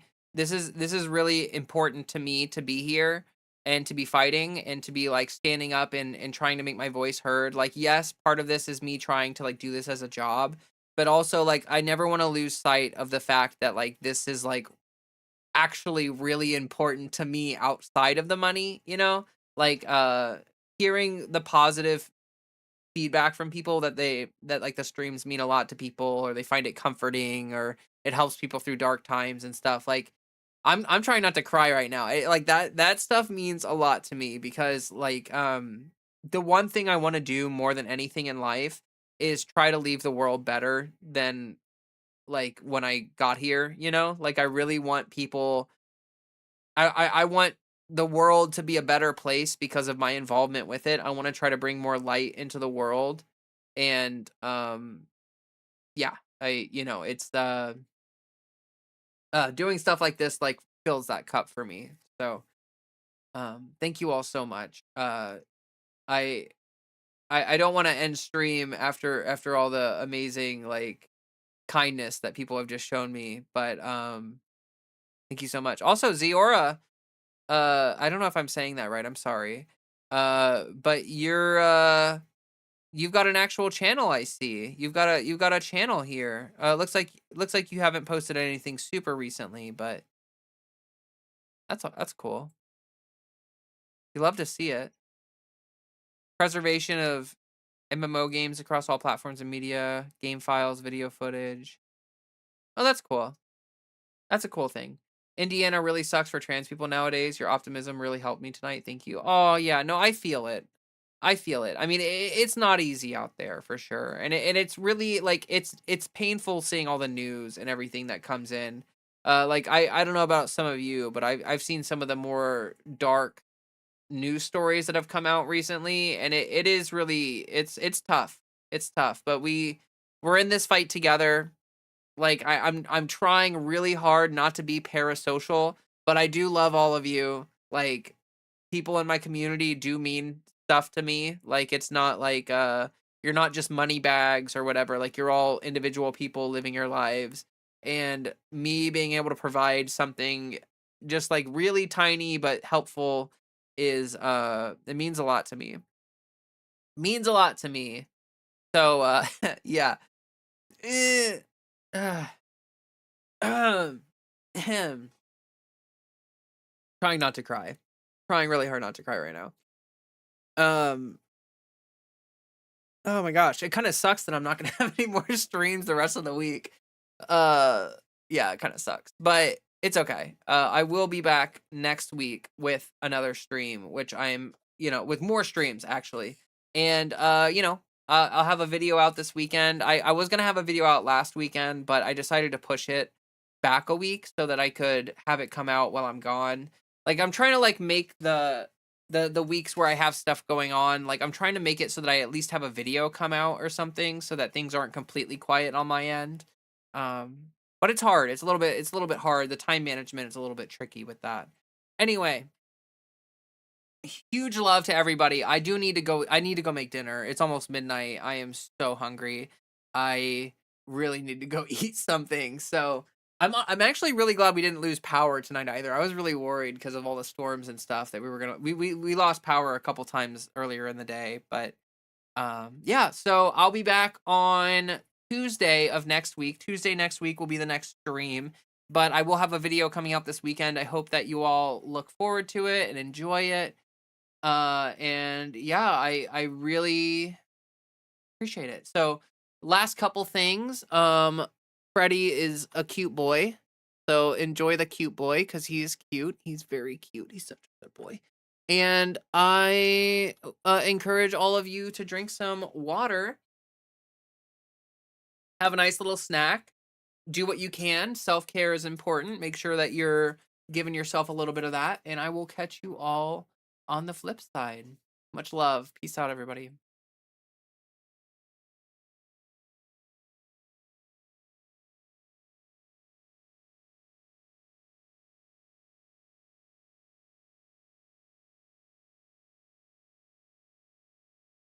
All I know is all my haters become my waiters when I sit down at the table of success. Yes, sir. Yes, sir.